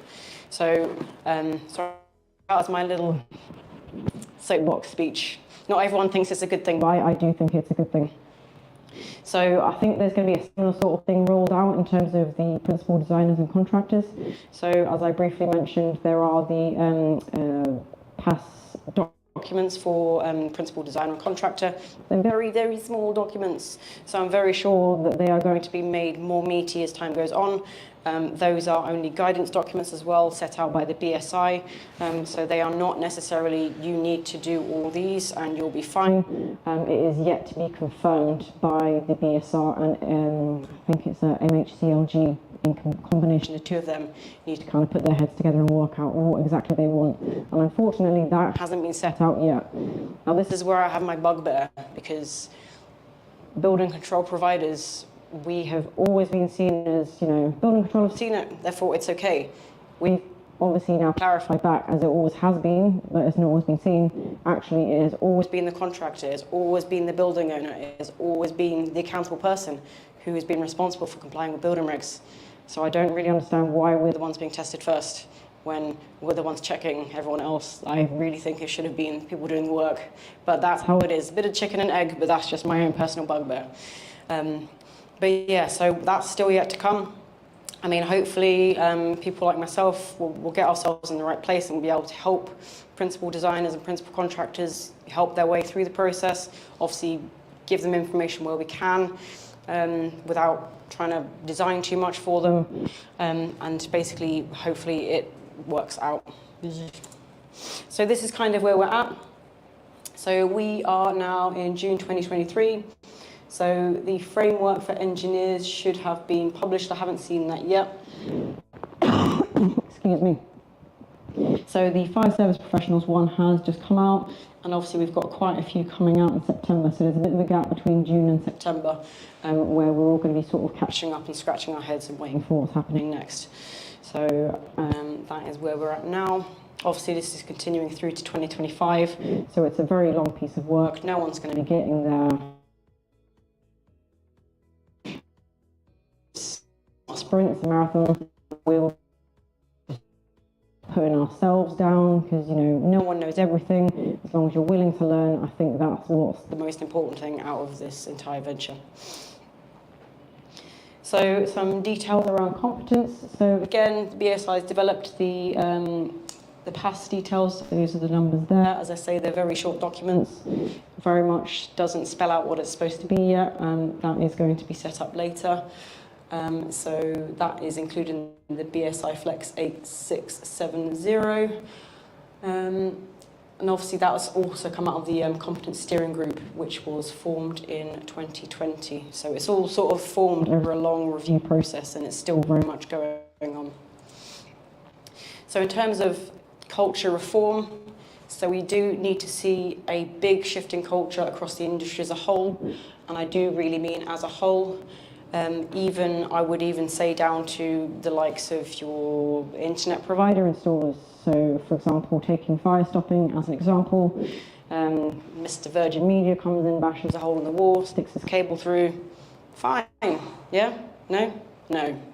Because you bash a hole in the wall in a block of flats, that is now a hole that a fire can get through. So he might not see himself as part of the construction industry. I do. Because he has made that worse now. And he doesn't know necessarily that is now somewhere that fire can get through. And I think this is what needs to change. I think we all need to look at the impact of our job as a whole, not necessarily what we do in the 9 to 5, whatever hours you do. Just think about it pragmatically. What do I need to do to get myself in a position to make sure that everyone around me is safe? And as I say here, everyone in construction can impact the safety of the building. So obviously, you would probably think about people obviously installing like safety systems, stairs, you don't want someone to trip down them, safety glazing. Mr. Virgin Media Man impacts it as much as they do. So it needs to be the absolute whole of the industry. And we need to be focused on a responsibility of delivering safe and high quality buildings. As I said at the beginning, as a culture, we are very much driven on a race to the bottom. We want to be delivering maximum with maximum profits, spending a minimum. I think we need to be thinking more about maximum safety, maximum longevity, rather than thinking how little can I spend to get this product. We need to be thinking, how good can I make this product? We need to change how we're thinking about it. Obviously, these are all supported by documents that are coming out, and the industry steering group will be holding the industry to account in terms of this. So it will be being reviewed. It's also going to be reviewed by the BSR, so there's going to be a lot of change going forward. So how will it work? So as I said, the clear expectations for the designers, the workers on site will be set out by the MHCLG, BSR. In terms of the validation process, that's yet to be confirmed. Obviously, as I say, in terms of building control, we either have an exam or we have to submit a portfolio. I'm hoping they'll have something similar. I'm hoping there'll also be levels set for each type of operative. So obviously, Mr. Virgin Media, I'm sorry for picking on you. If anyone's watching here from Virgin Media, I don't have a problem with you, I really don't. But in terms of if that's all you're doing, you don't necessarily need to know all the higher scope sort of information, so it needs to be appropriate. But we do need buy-in from all operatives, so you might just have I don't want to pick on people, I'm going to stop picking on people now because it's rude. But if you've got someone who's got like a sort of, they might think of a minor responsibility, they need to think, actually, I'm really important. Not being egotistical, but I'm really important, and my job could make someone really ill or die. So we all need to think about that, because we all have the possibility of changing someone's life, be it positive or negative, and we need to make sure we're all singing from the same hymn sheet. So what are the barriers about this? So inadequate planning in terms of management and site team, knowing what the requirements are, communicating, maintaining the processes, sharing knowledge between parties, so not just keeping these silos of information between building control, we have to know all this and we're not going to tell you because it's our secret. No, we need to share it. We need to be an industry as a whole. We need to work as colleagues. We're a team. We're not all companies. We are all companies, but we're all in the construction industry. We need to work like we're all in the construction industry. Share, retaining information, making sure we're telling everyone what we know, obviously where it's appropriate. Using the right workmanship, exhibiting the right behaviours on site, and also making sure that everyone in the right level has the right experience. So this has been the biggest change to building safety legislation in the last 30 years. So it just signifies how massive this event has been. And as I say, it's scary and there's a lot going on and it's mind-numbing, and sometimes you get to the end of Friday and you think, oh my God. But you know what? This is going to create safer buildings for everyone. So it's a good thing. It's a really good thing. But we do need clear expectations about responsibilities being set out. So yeah, it's going to be lots of challenges, but there's going to be lots of really big opportunities going forward. And I think that we should all be really proud to be working in an industry that's going to be fantastic. So thank you very much.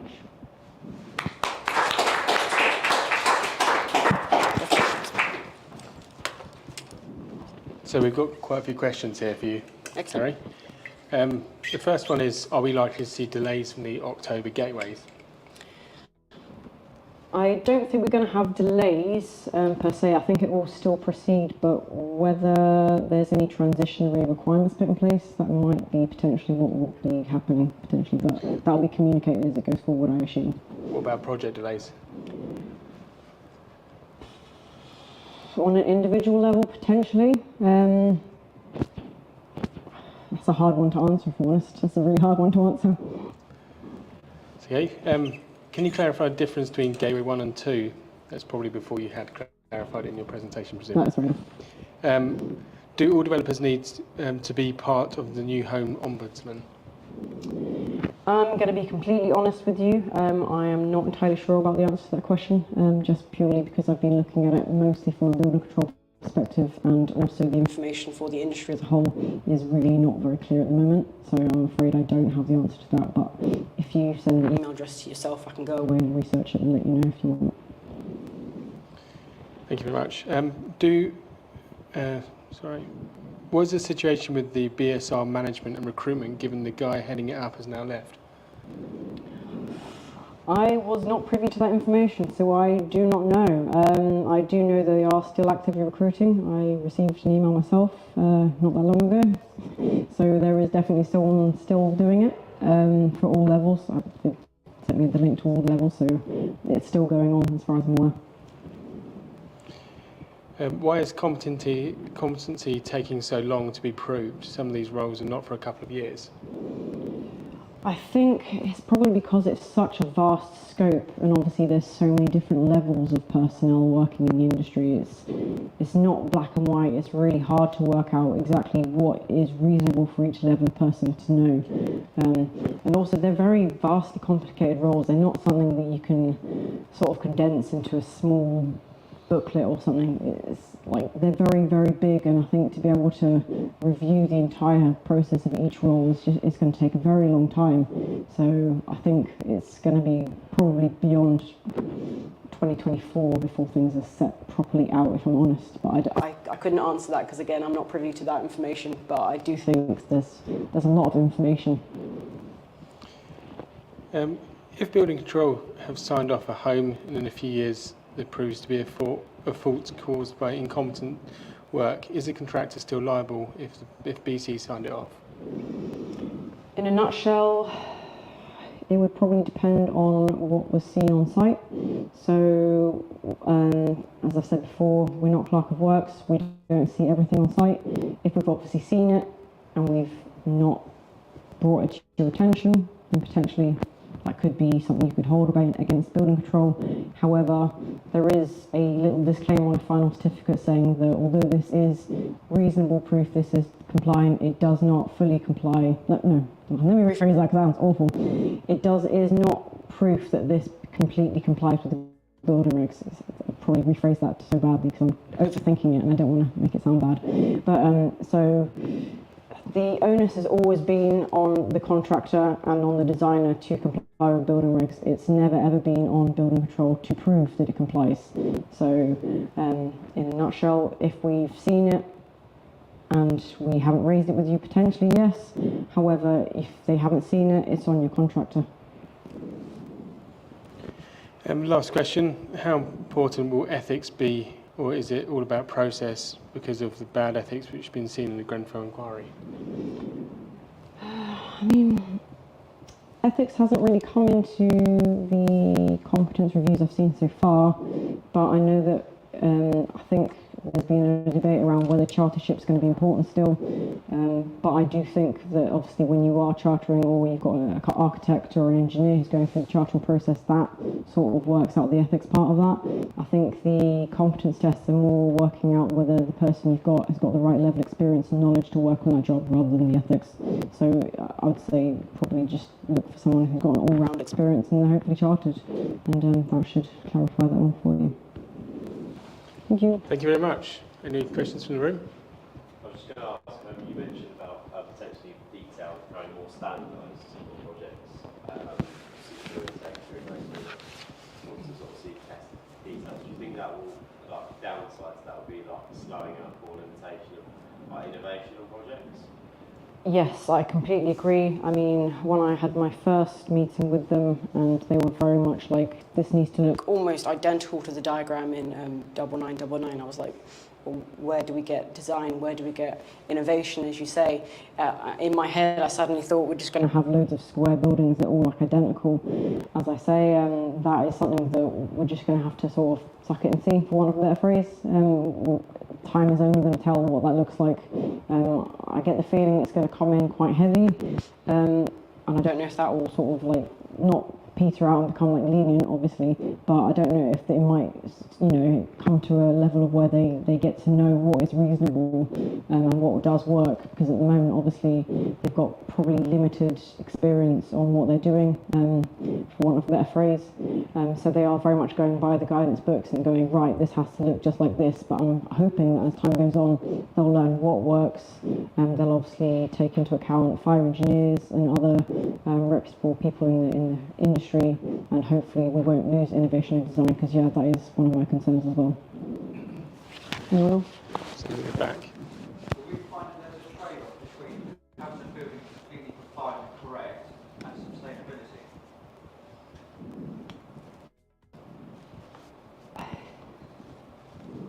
Hopefully not, because sustainability does come into compliance under Part L. But I suppose it comes under what you would call what is reasonable. I think safety would come first, if that makes sense. But obviously I think it would have to be, if you can achieve that while being sustainable, then that would be advantageous. But I think if you can't, then safety would have to come first. Thank you. Thank you very much. Thank you.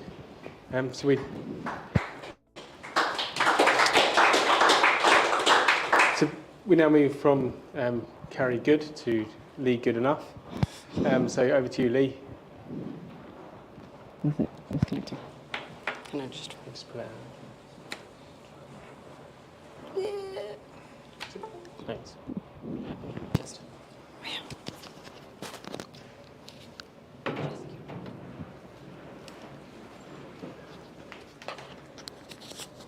Okay.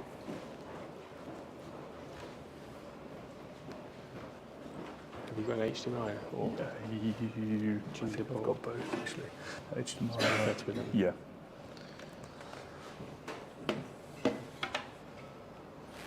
Okay.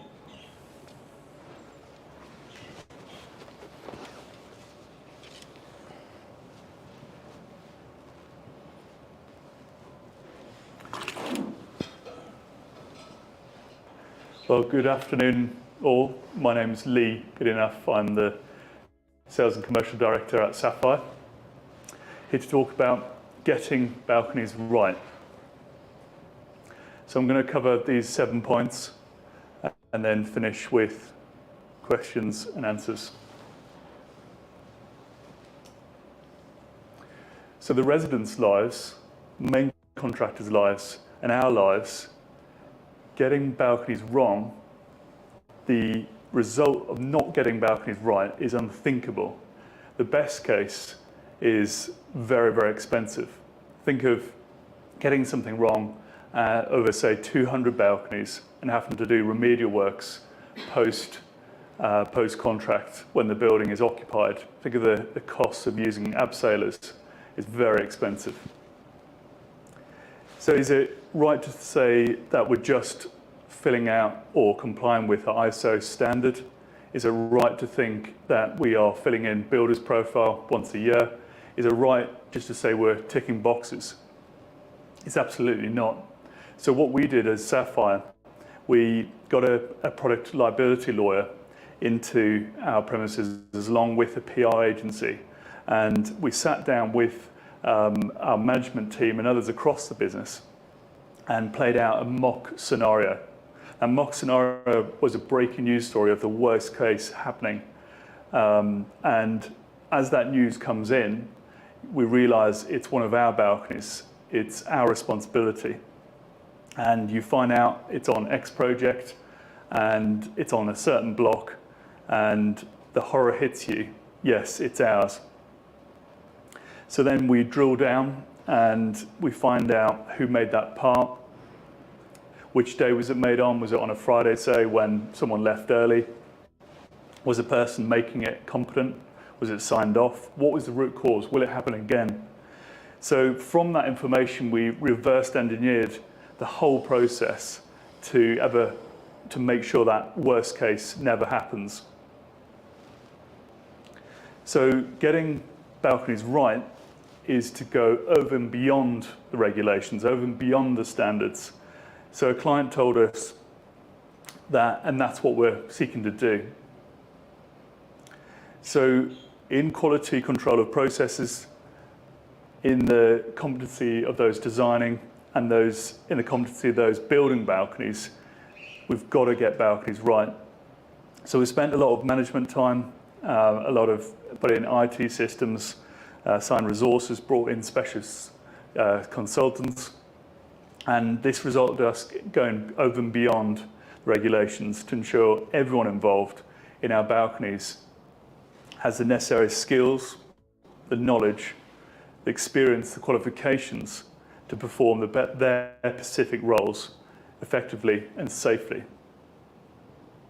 So the question then becomes, how do you do that across your supply chain? And for us, that's 14 different locations in the UK and Ireland. That's nine balcony manufacturing locations and 4 steelwork manufacturing locations. The complications of that, you've got staff churn, you've got different skill sets, and new designs. So for us, what we did is we ensured that each balcony assembler must have passed a intensive training on a cloud-based learning management system before they can work on a Sapphire balcony. And the IT system, which is used to track progress throughout the journey, and one that also enables those operatives to be paid, won't let them start unless they've been trained and approved. And that learning modular, or that learning management system, includes exemplar videos of how to do things for every step of the process. So they have to watch the video of every step of the process they're working on, answer questions to ensure they've taken it in and they understood, and only after that do they get a qualification or a certification that gets them to, or enables them to access our IT system. So that's the how-to. So it's one thing for the operatives to understand how to do something, but do they know why? Why is what's important for us and what's important for our clients, ultimately what's important for the residents. And as we saw in the factory tour earlier, or on the pictures here, in the workshops, we explain why it's important. It's the family that owns the apartment walking out onto our balconies. That's why we're putting these checks in place. That's why they have to watch the videos. That's why they have to do things safely. So invest in the posters around the factories, ensured that they really understand why we're doing this. So now I'm going to move on to digital traceability. So when we hear golden thread, instead of being passive, we can be active. Instead of just standing back and seeing a need, we can take action. So how do we track every component part of the balcony, all the way through to the balcony being on the building? So we developed an app, and it's an operating system called Passport, and every operative in the factory and on site can access this via their phone or an iPad. Very accessible. And it's the golden thread of balcony traceability. So the Passport app is like a passport, a record of your travels, a record of the aluminium mill certs, through to the soft that's been fitted, through to a signed off on-site record of all these checks. So every component through to a completed balcony on the wall has a checklist. It's been checked, there's oversight, and then finally signed off. So each balcony has a unique identity code, traceable history, and it's your chosen accredited installer has also been trained and competent, and then finally this can be used in the aftercare and the warranty. So this is the certification you would get for each balcony at the end of a project. It's really a cradle to building check of each balcony, giving you the quality assurance you can trust. It's also got a huge benefit in production planning and manufacturing process. It's fully visible, and it gives us trackability across the whole of our supply chain. Each balcony has photos of each quality stage gate recorded in the system. So if we did need to go back, we can quickly do that. It's traceable down to a time, a date, and the trained operative completing the check. So this is the same for steel manufacturing. So that's the arms, the structural arms. And so we've gone over and beyond the ISO or CE marking and regulatory standards So every steel arm is photographed after it's been welded, and we also record who manufactured it, who signed it off, who welded it, and their own certifications. The most critical part is we do 100% checks on every weld. So we have pictures of every weld, and we have someone checking those off on pictures like these.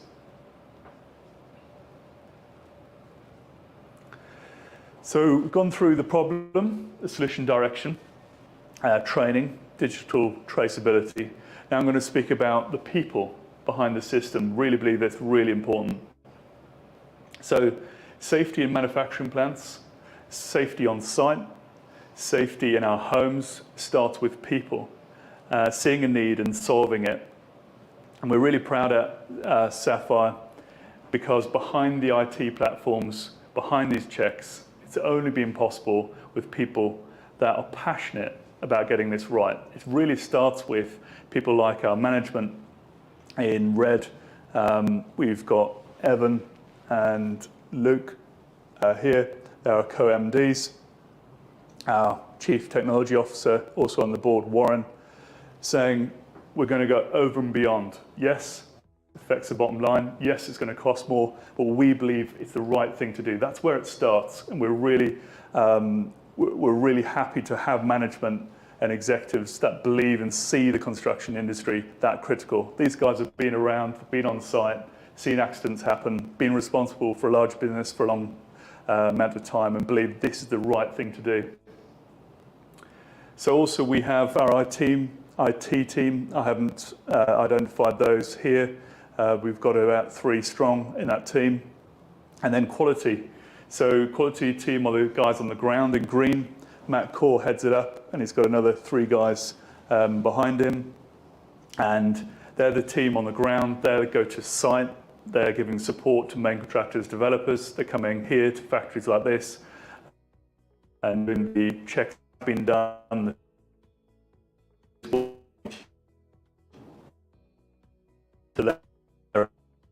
really quality is only achievable by having great people with experience, people that care, and people that want to make things better. And probably where a lot of that's come from is one of our values is to learn, and this came up just earlier. It's really having the courage to change, and it's learning from when things go wrong, and it's a unique skill set, but it is contagious. So we do encourage it, we incentivize it, and we also ask for it. How can we learn from that situation, that problem, that solution? So we need to be vulnerable, as we had earlier. Yes, I had this problem. This is why it happened. I'm going to put my hand up, but let's learn from it. Some of the biggest problems that have happened have resulted in much leaps and bounds forward in safety. So how do we know that all these initiatives work? Are they just great things, or do they actually work? So we've been trusted to manufacture to date now 30,000 balconies. So that's across many different building types, many different facade types across the last 10 years. And we're trusted by developers, main contractors across UK and Ireland. And we're very happy to say that our current NPS score, Net Promoter Score, is 88. And we've been driving this up from in the 50s, and it's world class. So we surpassed Amazon, John Lewis, Apple, all these brands that spend a lot of money on getting their product right and getting it safe and having a very good service. This is also not just a score at the end of a project, that end of the project where everyone's exhausted, you're finishing the final account, you patch up things that have gone wrong, and everyone walks away and gives you a score.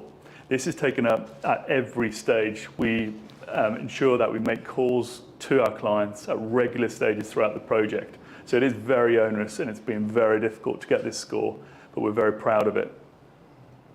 Also, we have a KPI on snags. It's called Delivered First Time Right, and that's at 94.6 at the moment.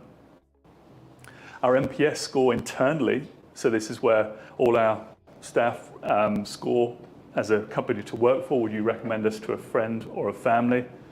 Out of 10, what would you score?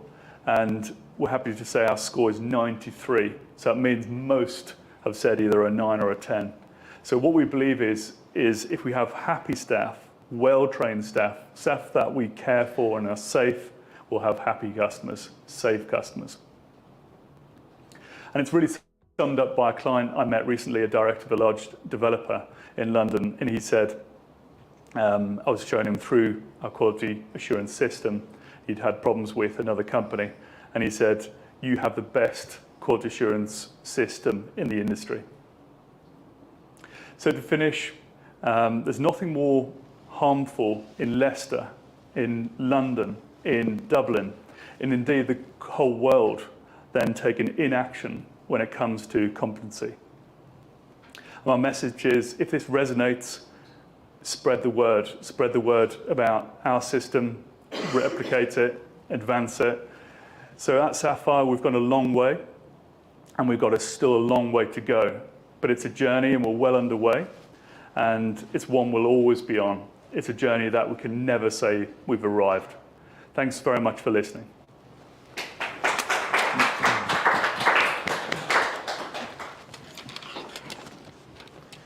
Thank you, Lee. Got a few questions for you. Firstly, is your competent learning library not standard in the balcony industry? So learning library. Is your competent learning library LMS perhaps? Not the standard. Okay, yeah, good question. So the question was, yeah, is our LMS or our learning management system not standard? No, it hasn't been. So even back to, there's only just recently, a couple of years ago, been a British standard for balconies, and our founder, Andrew Parsons, was a part of creating that, one of many on a BSI committee. So yeah, we've really taken the charge and come up with our own system, how we, from that original of reverse engineering the worst case from happening. So yeah, we are the first to do that. What is standard in metalwork? That person? Yeah, what is standard? It is very subjective. You get anything from CE regulations, which does have to record the correct level of welder. So the welder has to have been through a certain level of qualifications, and they have to be used. But certainly 100% checks are not. So that isn't something that's required. In assembly, again, there's some ISO 9001 about quality management system, but again, it goes nowhere near as far enough, we believe. Many companies don't have that either. So. Yeah, many companies don't even have that, and I think what it often does is responsibility back up so it says us as a manufacturer buy from another company, someone like ADS. I think the regulations really just say ADS, do what you think is possible. There's a break there in responsibility, and we didn't believe that was good enough. We want to set the standard of what ADS operatives are doing, and of course ADS being the progressive company they are, they'll embrace that and already have their own initiatives to do that step further.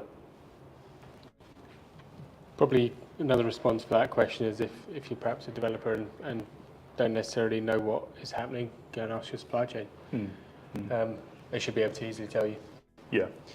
This is more of a comment from Rob. Thank you, Rob. Love the human connections of the poster. If you want to make any comment on that. No, I think it is. I think it's really important. And Stuart, who took us around earlier, mentioned about it. We haven't paid Stuart today, but his passion and enthusiasm for that system came out straight away as he was doing the tour. Took us over to it, explained it more eloquently than myself. And obviously, if he's passionate, and then he can pass that down to his guys, and no doubt they are as well. So yeah, that was something that came out of one of our meetings, really good innovation. I've then got a question, have you been more selective of customers to protect NPS and reputation? No, we haven't. We choose customers based on their financial rating. We choose them on the basis of a relationship we can have direct to direct. We believe that's really important. So really customer service is just something that once we get, often we don't know the full project team, we don't know them before we really get into the project, so that relationship evolves. Last question from online anyway. Do you get a high NPS by just asking happy clients? I wish we did. No, so our process is very rigid. We have someone calling all clients, and yeah, we speak to them all. We get the bad, the good and the ugly, and we have to, if there is a negative review, if it is below that passive score, one of us directors from the board does call the client and we do attend to the problem. So it's really only come from having scores of around 50. So look, we haven't been perfect, we've been on a journey. Now it's at 88. It's by measuring, get really rigorous on our measuring, and then following up, putting the things in place. Just like through safety, you learn something, you do it wrong, you rectify it, you make sure it never happens again, and that often keeps a lot of other clients happy. And just to follow up on that as well, NPS is not just a percentage. You've got a minus 100 to a positive 100% score, and you basically divide everyone into categories of promoters, and then you take that percentage and subtract the percentage of people detracting from your brand. So it's really difficult to get a high score as well, isn't it? Yeah. So if you go onto a website, just type in NPS of companies in 2023, you'll show some really big companies, good companies, good service, all have minus, say, 10 scores, plus 10 scores. Then you get up into the 50s, 60s, 70s. I think Tesla is 97, so they're very, very good. So that would be someone we're trying to reach. Thank you very much, Lee. Thank you.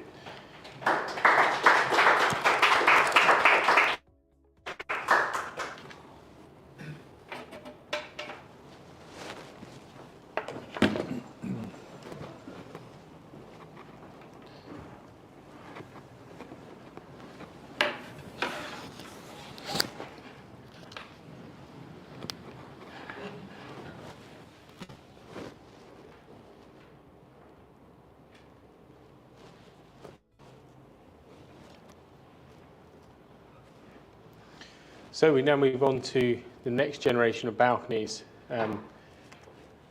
So briefly going to touch on some. We've had a look at a few of some of the new components in this next generation, but what is this new gen, the next generation? Well, I googled generation, the definition of generation, to get a bit more of a accurate response, and picking out a few bits here. Really, the first part of that is that it's about having a group of ideas or people, and particularly that last part of point 3 there, similar ideas, approaches and attitudes.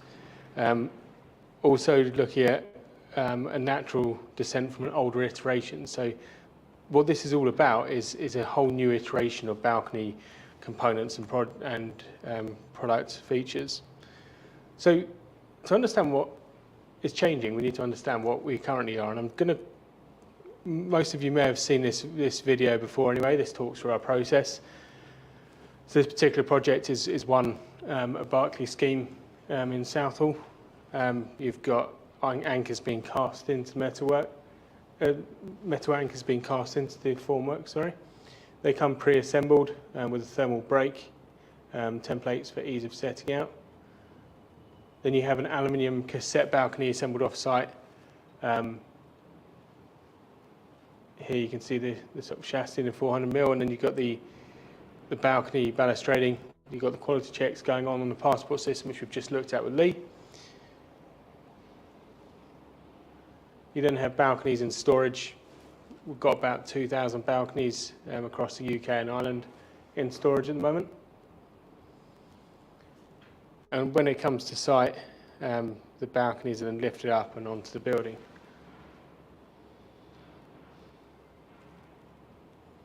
On this particular scheme here, the first block, you can see it's got quite a lot of anchors because of the nature that was an off-the-shelf product.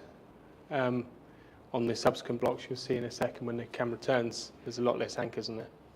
So you then got the installer safely inside, balconies lifted up.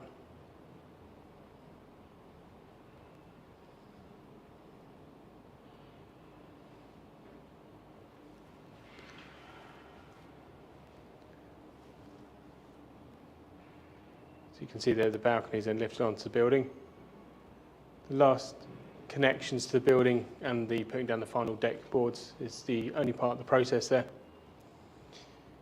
So you can see here this is a unique connection of Sapphires which enables the clamps to be clamped together. It's called a stirrup, but it also enables lining and levelling really simply all within that. So there you go, balconies finished and off to the next one. So I'm just going to skip through quite quickly what Sapphire's products have been known for. The first one is clever approaches.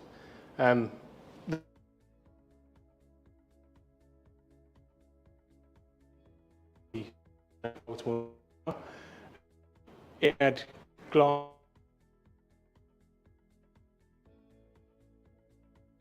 and there's 3.6 metre glass floors on that extent, so all the way up the tower to right to the top. But the biggest challenge there was that they wanted to work on harnesses, and we changed that approach by working with a shroud which we created, attached at the bottom, and that went all the way up the building, right up to the top where it was then dismantled. And what that meant is that people weren't working on harnesses inside, as you can see here, but it also meant there was more availability of labour because people willing to work at this sort of height on the end of a harness, putting in big glass panels in a windy location is very far and few between. It also meant that other trades could also work at the same time, so it helped them keep on track with their schedule, which was one floor every 2 weeks all the way out the building. Neat detailing is something which Sapphire became known for very quickly when we entered the balcony market. And that was really something which we'd always been known for in balustrade days. We had some very unique connections and so on. Again, the absence of any welded bars or that sort of thing, if you look closely on balconies, and yet I am guilty of looking at a lot of balconies wherever I go. You will see that there's a lot of welds on many balconies, but we've taken those welds out, and that's partly about neat detailing. It's also partly about the skill of a weld is dependent on the welder themselves. Clamping and setting to a certain torque level and signing it off is not dependent on the person, but the process, and that's what we really want, is that not having the dependence on skilled labour. The rapid install, something which was proven on the very first project we installed, which was just 22 balconies. We installed the whole lot in a day, and that was mind-blowing for the industry at the time. That was back in 2014 when we introduced our glide-on balcony. The rapid balcony install now, the current install speed was set on this particular project, a refurb project in Uxbridge, where there's 110 balconies. The first day 62 were installed, the second day 48 were installed, so the whole scheme there, which could be installed all in just 2 days. So they were making massive crane savings, obviously. I would just caveat that with it's a massive part of the logistics, is a massive part of this as well. But hitting speeds of 20, which was mind-blowing at the time, is very much a regular thing we hear on most sites when we go and speak to the client at the end. Rigid balconies, certainly something which we introduced the Rigid Ready Right guarantee a number of years back. But that was about the fact that the British standards at the time, or the Euro codes, allowed far too much deflection in our opinion, and therefore we guaranteed would be twice as rigid as our industry, and that's something which we've very much been known for. Efficient design, this particular scheme here and the slides which follow just demonstrate this a little bit, is that similar to the car chassis we looked at earlier with Modulise, we approached this particular job with actually setting out some standard principles from the drainage point of view and from the 400mm modules we were using. It also enabled millions of pounds worth per block of anchors, off-the-shelf anchors, to be designed out, but it also didn't limit their aesthetic appeal. So like a car, you can choose lots of different colours, lots of different wheels, lots of different interior choices and so on. These balconies, as you'll see in the next slide, you've got some which are glass, some which are have got solid ends to them, vertical bars, some which look quite industrial, but the principles haven't changed. And that's really what it's about, is that kind of mass customization, if you like, of actually applying set principles, but enabling a much wider range of choice. We've talked about off-site production and the whole traceability aspect of it, incorporating both the products. Historically, the balcony company would just provide this, and that's still fairly common practice. We would provide both those parts. We're taking the design all the way back into the slab there, into the anchors and the cassette balcony and so on as well. The ability to install top-down, bottom-up was enabled by the creation of a suite of clever tools for install, which is one of those is what you see there, which means that you can install them however you want. It gives you flexibility. Doesn't mean that people install top-down, but if you had a very tall building and you just wanted to strike a couple of layers of scaffolding, you could do it. And it's that ability to enable people to be able to put in a marketing suite amongst a bunch of scaffolding or so on, which is one of those key benefits we're known for. Low carbon balconies is something which has very much been recognised for in more recent years. We've been doing a lot on this. This was one of the first studies here, a concrete balcony being about 4.23 tonnes of CO2 per balcony. This is for a 6 square metre balcony, as you see there. A steel balcony being about 3.79, and a current version of our balcony would have a low embodied carbon of 2.44.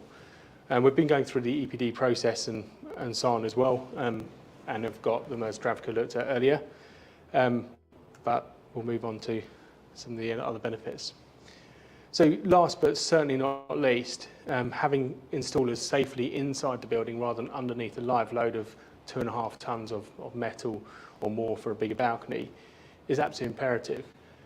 And improving the well-being of those people, you know, on a cold day. Does an installer really want to be outside installing balconies, particularly in North America where you've got much more extremes of the cold, or even on a day like this, a hot day. So what's next? I'd like, as we go through some of the benefits, we're going to reveal a couple of these new items here.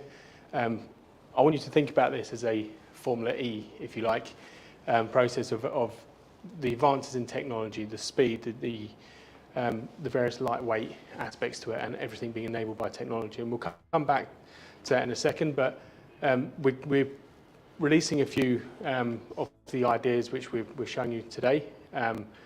The main release of this product is at the Wembley Stadium in the Royal Suite, which is a Resibuild event which we're co-hosting with the Institute of Construction Management. If you do want to sign up to it, if you go to the Resibuild website, you can come and have a look at the actual major reveal. But I'm going to talk about some of the benefits. The first is that removing embodied carbon is really important to us. And if you may have noticed on the previous slide, that's not about making claims about transport being reduced by 70% or whatever. That's only less than 1% of the overall carbon on a balcony. It's about actually making changes with innovation which enable you to reduce material out of the balconies. It's also about the other components you're using. So, for example, one of the things we've been looking at is a transport foot, which we've recently introduced, which is reusable and avoids a load of other not very ideal products. Occupational CO2, that's from the building, avoiding thermal bridging basically. Whilst the balcony is not like a boiler and doesn't actually burn gas or anything like that, if you can avoid heat loss from the building altogether, that's a brilliant option. So that's all about reducing the thermal heat loss from a building, and if you can, the ultimate is really about not even having a thermal break, but because it's actually on the outside skin of the building, and that's something we're meaningfully making progress towards. Making more possibilities through innovation. So architects hate being restrained, as we all know, and I don't blame them, but giving possibilities which work well from a design for manufacture and assembly approach, that's really what this is all about, and we'll be showing you some of that. You may have seen the crescent corner balcony, which is a new way of actually creating a curve on a balcony in a cost-effective manner. That's out the front if you haven't seen it, by where we had the barbecue earlier. We looked at some more details around kind of technology and so on. We'll be revealing this in a second, but certainly automating that process, so through technological advances, and there's lots of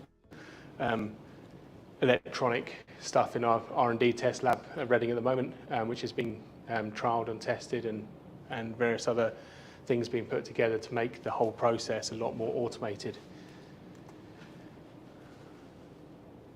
Fire performance shouldn't be taken for granted. We certainly don't see it that way. This was the fire test we did as part of the Resibuild Roadshow when we were in Belfast last week. But this is about a stub guard, which is where the cavity barrier is conflicting with the balcony location.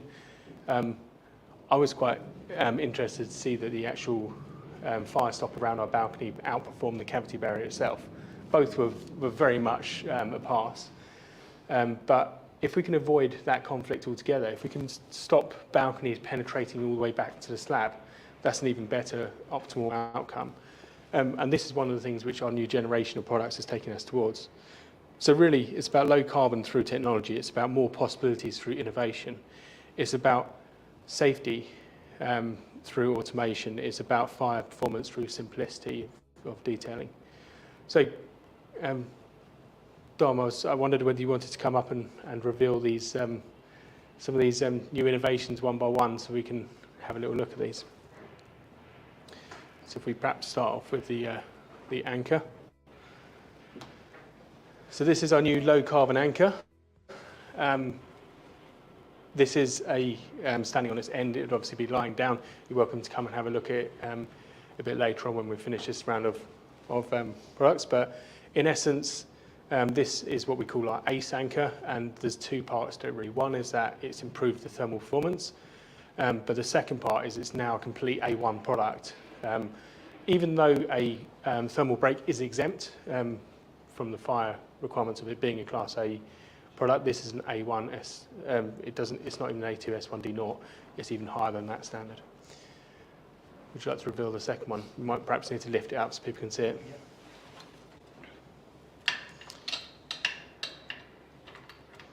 So this is one of the pieces of equipment which can be controlled from inside the building. Stuart, you've pointed out some of the arms which we've got in the manufacture process for a job which is coming up shortly. This enables a balcony to be remotely controlled by the installers inside. And if we turn it around again to the other side, we've got the green and red lights. The red light stays enabled and shows you that it's not safe to move onto that balcony because it's not locked in the position yet. And then the green light goes green when it's safe, and it also makes an audible noise as well. So this is all about kind of that process. And this is just the first step, but it's a new leap forward into a new generation of balcony install methods. So we talked about the bigger piece, which we will be revealing at Wembley. In the meantime, we do have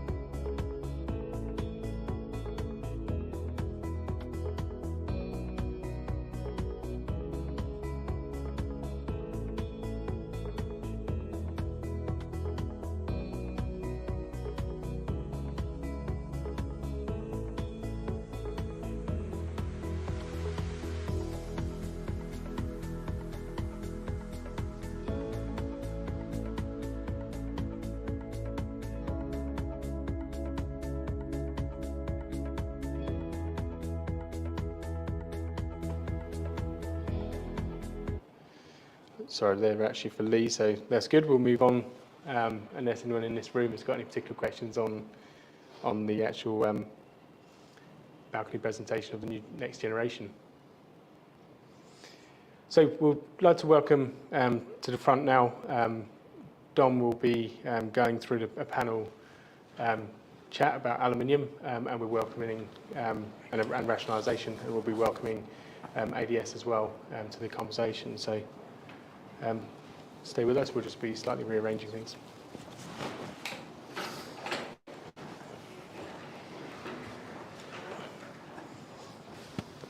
I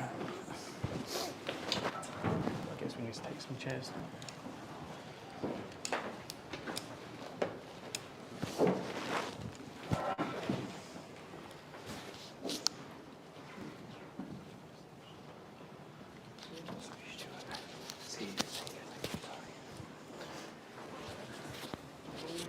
I think you guys might need to share that when you're talking.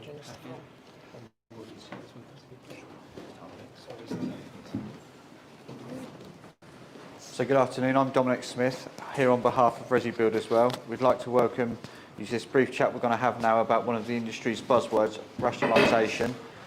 I understand that the feed is running towards its end now for the live stream, so if it does cut off, we do apologise, and it will be recorded, so you will be able to catch up on this if it's something that is of interest to you. Just like to firstly thank ADS for having us here today, so we're able to host this. It's been absolutely brilliant, it's been great hosts, and the factory tour was brilliant. So we've got Stuart and Steve joining us, and we've also got Nick from Sapphire. So just going to ask some questions which I'll put to each one of you individually, if that's okay. So we'll start off. How would you define rationalisation in the context of high-rise residential construction, and why is it a benefit to the sector? I think I'll put that one to Nick to start with. Quite a broad topic. I guess from a balcony point of view, what we're talking about really is making meaningful decisions which make things more buildable, but at the same time aren't too restrictive that they become a nuisance. We talked earlier about the kind of parameters which modular we're working at. I think rationalising, certainly from a balcony point of view, often can be small changes and tweaks. For example, the way a balcony interfaces with a door bill, which may have only been a 10mm change from one balcony to another. It might even be making some balconies slightly bigger, but overall meaning that we've got a much better type to number of balconies per type in the building is a lot better and a lot easier to manufacture. Perfect, thank you, Nick. And this one I'll direct to ADS. So in terms of quality, how does rationalisation impact the overall performance and durability of construction elements such as balconies and laser cut? Thank you. Yeah. Obviously, you know, when we're laser cutting to quality levels of fractions of a millimetre, not tens of millimetres. So a design that comes to us can be designed to the millimetre, and we can produce it to the millimetre. With us being on a shop floor rather than on a building site, we've got a much cleaner environment to keep everything tidy, well organised, and it makes it easier for us to control quality, being able to have everything in that environment, being able to do everything on a warm shop floor rather than on a dirty, building site. It means we just have greater control over quality in that way.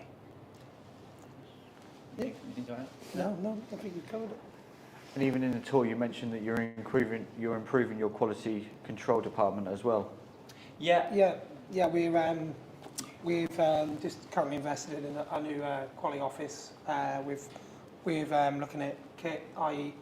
Vertec machines, 3D arm scanners. We've now employed another 2 on the quality team, so we're up to 4 on the quality team staff. Quality is becoming a big segment of this industry where we're doing more and more PPAP level 1s, 2s and 3s. Everything's got to be 100% right before it goes out the door. Okay, so I'll get on to the third question now. How does competency and knowledge play a role in ensuring the success?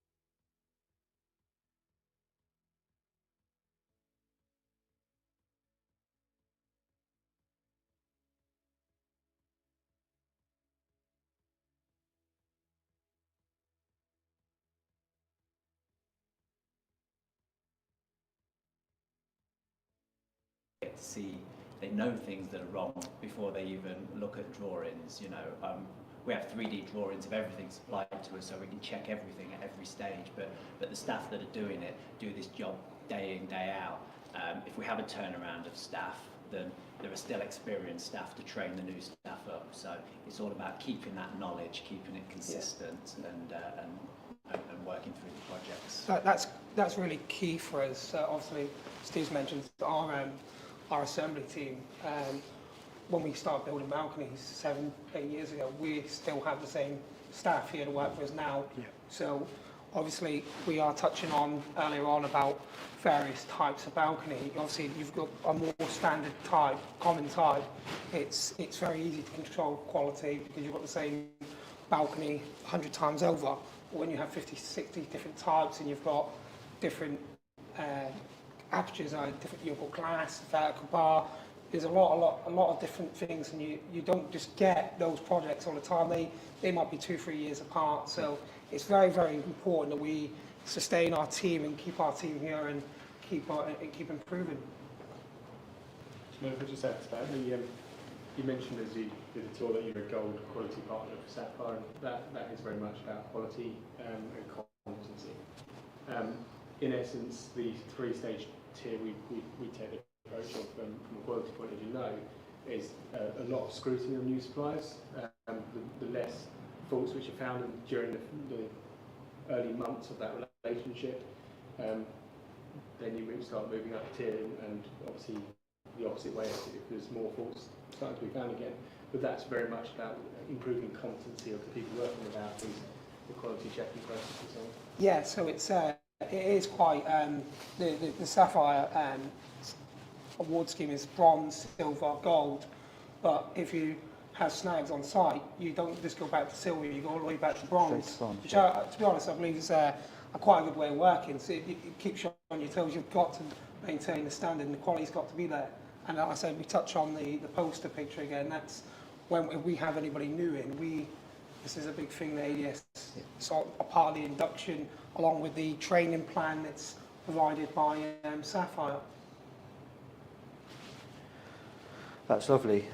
Felix, is there still a problem with the audio? No, that's all good. That's sorted. Perfect. Thank you. Okay, so the next question is definitely aimed towards you, Nick, as Sapphire use aluminium. Is aluminium considered a sustainable choice for construction? And if so, how would you say that is the way?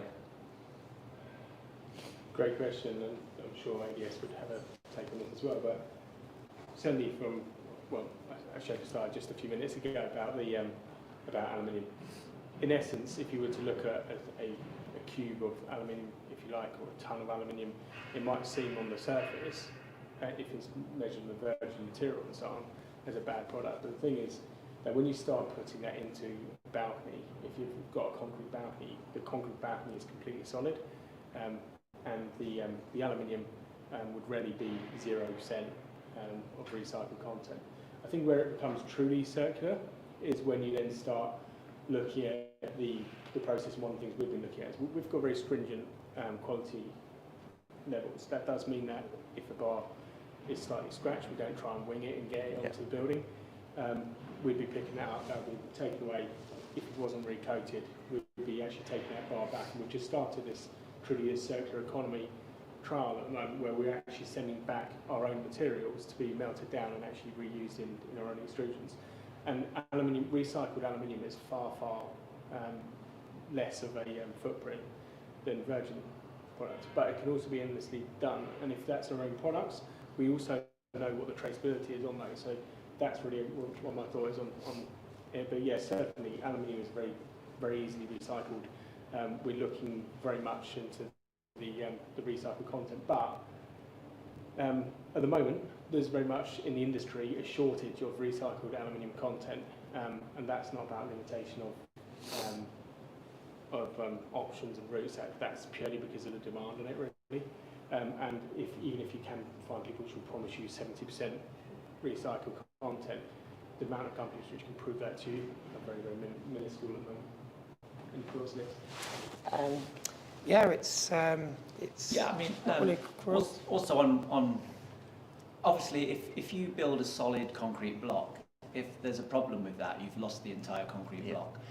If there's a problem with an aluminium balcony, which is built up of individual parts, you can replace individual parts, whether that be initially at the manufacturing stage or years later because of some sort of accident sort of thing. So it's easier to repair and it's easier to quality control. You know, you can see everything. There's no potential internal areas where you can't see and inspect. So it's great from that point of view as well. Yeah, also it doesn't erode, it doesn't rust. You know, it's very easy to handle. It's lightweight. So yeah. And certainly, as well, touching on the point you made there, Steve, when you get to the end of the life cycle, and Draka touched on the cradle part earlier, if you can dismantle a piece simply by taking a few bolts apart, there's not any energy going into blowing it up with dynamite or breaking it up with diggers and so on, which will probably be run on diesel and so on. So there's various aspects of it, I think, done. And just the pure weight of it from a transport point of view. Yeah. And let's not forget, when we start comparing a tonne of aluminium versus a tonne of concrete, they're vastly different. Yes. Exactly. So obviously we're all a fan of aluminium here. So if you asked to ask you to describe it in one word, what would that word be and why? Better, I think. From my point of view, you get a much better finish. You can get much better profile options and choices with aluminium. It's a very good material to work with and certainly to coat. If you compare it, I'm thinking here, comparing my mind with, for example, mild steel. Back in 15 years ago when we were doing a lot of staircase work, we used to use mild steel a lot, but by the time you galvanise it and start getting imperfections basically, and particularly then you can get pitting and gases and so on. Aluminium is a much better product from that point of view, as Stuart talked to. It's a much more durable product. Yeah. I think better certainly. And let's not forget as well, if you've got a lighter weight balcony on the outside of the building, it can often mean that the structure of the building itself can potentially be reduced. Yeah. Yeah, we say easy. It's easy to cut, fold, manufacture, easy to manipulate. Transport, paint, different processes to it. Easy to repair. If we have slight imperfections, we can repair aluminium. So yeah, it's an easy product to work with to get very many different finishes and high levels of quality. Yeah, perfect. That's lovely, and it's quite exciting to know that Sapphire are recycling their own material as well. So theoretically, a balcony that's on a building now in 60 years could be recycled and put back onto another building after being re-extruded. Okay, so how can the construction industry work towards achieving a more circular economy approach, particularly in terms of material usage and waste management? I'll put that to ADS, thank you. So we come back to the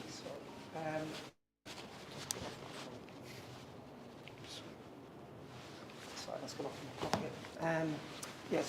The standardised balcony types. So obviously the more standardised your balcony, the more you can maximise the yield on the sheet. So if you've got a 3 metre balcony, you can buy and cut size sheets. You're maximising your sheet utilisation. You're minimising the waste, and also your output is of building is more, because if you're building the same product all day, your volumes are higher. I mean, obviously, we've spoke about aluminium, how it's easy to recycle, how Sapphire are actually returning, offcuts of their material to be produced again in their parts. Obviously, this all goes around and reusing it within the circular economy, if you will, sort of thing. But yeah, like Stuart was saying, I mean,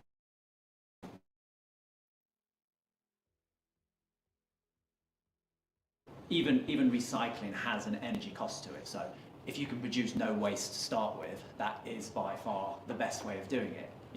If we can fit exactly the right amount and only have 5% waste on a sheet, it's obviously much better than having 10% waste on a sheet, purely because although we recycle all that material, there is a cost to recycling, both in energy and obviously monetary. And obviously, the more standard a balcony is, the better the utilisation is. Obviously, if we have 500 balconies all exactly the same size, we all buy in cut to size sheet, everything will be, you know, we can get it from the supplier, whichever supplier it may be. They know what they're doing. It makes everybody's lives easier and less chance of errors occurring as well because of the consistency. Yep. I think when you think of circular economy, one of the topical points around which many people have probably seen on LinkedIn and other areas is talking about reusing products from buildings. There is quite a big issue around this as well, obviously with from a fire point of view, and Carrie answered the question earlier about sustainability versus fire safety, and safety needs to come first. But understanding what is in a building which was built 60 years ago, the likelihood is that information is going to be really poor. So certainly there's reuse of materials and recycled aspects of things in the construction industry at large is a difficult one, but it seems to be something which the industry are looking more at. That said, if you're fixing to, we've seen a few pictures in the slides showed of buildings which are being converted from office to residential. There are examples where there's that embodied carbon which is already in the structure which is being reused. It's easy to attach an aluminium balcony, it's that much easier so than building a new concrete balcony on the side. So certainly circular economy has to include that kind of reuse of materials. And if that's something you'd like to find out more about, you're more than welcome to request the recording of our roadshow from yesterday in Manchester, where Joe Hart spoke about that topic in more detail, which was really interesting. So coming on to my penultimate question now, it's quite an open question, this one. What specific steps can be taken by contractors, developers and architects to improve sustainability and promote environmentally friendly practices within the construction industry and their projects? I think the main thing it comes back down to is really two things. One is engaging early, so you've got an opportunity to change things. And the second one really is about understanding not just what you've read, but if that's actually genuine. Sadly, we're saying that because that is the case in the industry a lot. But finding out the traceability, the recycled content and so on, that's something which should be happening across the supply chain, not just taking things at face value, like Trevor touched on earlier. You know, claims that we offer clients the opportunity to offset, it's really misleading. But so understanding that is really important. The second thing, as I say, is engaging early, because if you engage early, you can design out, for example, one anchor out of a building. If you can design one anchor out of a building, that makes a big difference in embodied carbon, because you're designing out roughly about 70 kg approximately of an anchor and the arm. There's a lot of embodied carbon in that steel arm, and the stainless steel behind that. But also, if you design one anchor out of the building, you also have designed out a thermal bridge. That means during a whole 60-year lifespan of 100, or whatever that building is going to be, you're actually reducing the amount of heat loss, which is obviously got a carbon footprint attached to it. So I think that's really the clear thing from us, is engage early and make sure you understand what you're specifying or buying or making choices on. And designing that arm out can also be a massive cost saving as well. So, so when things go hand in hand like that, it's a no-brainer really why you wouldn't contact early doors. So, have you got any thoughts on that, gents? Yeah, I mean, I basically just like to add to what Nick said. I completely agree with that. Obviously, we're manufacturers. We don't design the product, but from our manufacturing experience, we will feed back to Sapphire and say, you know, from a manufacturing point of view, we believe this is more efficient. And if it's more efficient, it's more cost effective, and usually it means you're saving energy. Yeah. So you know, and that might take, you know, 6 to 12 months through between us. Every pound saved stage saves, you know, a multitude more than that at production stage and further down the line. And touching on what we'd already said, you know, from efficiency point of views, we'd have to just say that the biggest thing that we've heard from ourselves and all the other Sapphire suppliers is consistency. You know, if we could have, you know, a library of parts, consistent sizes, it just makes the whole production process easier, more efficient. You can get everything cut to specific sheet sizes. It's quicker to run the job because, you know, if you're running all the same balconies, it means that the guys know what they're doing. They don't have to be going back to drawings to look at 5 different types of balcony. They're building all the same ones. So everything about the whole process, there's less parts to pick. So, you know, there's less piles of parts to go through. Just everything from the drawing stage to laser cutting and folding right through to assembly is a quicker process when, you know, you've got more consistency and everything's aligned to the same. Agree with that, basically? Yeah, basically. Yeah. Lovely. And our final question of the day, a slightly loaded question, so let's not make this one heated. But how would you describe the relationship between Sapphire and ADS, Nick? They love us. Depends how many guys they've got. I've known Steve certainly for many years, yeah. 40, 15 years now. Yeah. But long-standing would have to be the kind of the word, if it's a word. I think the relationship has had highs and lows, as anyone would, if you like. But the fact is that understanding what makes those highs and lows and replicating the highs and removing the lows is what's made it successful, I think. See, from us. From ADS's side? Yeah, from my side, I think we've mentioned it before. It's the fact that we're a supplier to Sapphire, but we don't feel like a supplier. We feel like a partner. Yeah. You know, it's definitely as a partnership. You know, we have consistency from Sapphire. You know, we can rely on them. They can rely on us. You know, if something's gone wrong their end, we'll do everything we can to fix it. Likewise, if we've got issues, they'll help us out. It is definitely a partnership rather than a supplier and a provider sort of thing. Perfect. So. Yeah. Yeah, there's a lot of trust there between the two parties, and I said I've been working with Sapphire now for the best part of 10 years, and the relationship's blossomed every year. You know, even we've had low spells where there's been not much work, and then we've had like a couple of years ago where we've had too much work. So yeah, really good. That's perfect. So that's all the questions. So thank you very much, Steve, Stuart, and ADS, full stop, for having us here today and allowing us to host this event. Just like to thank everyone.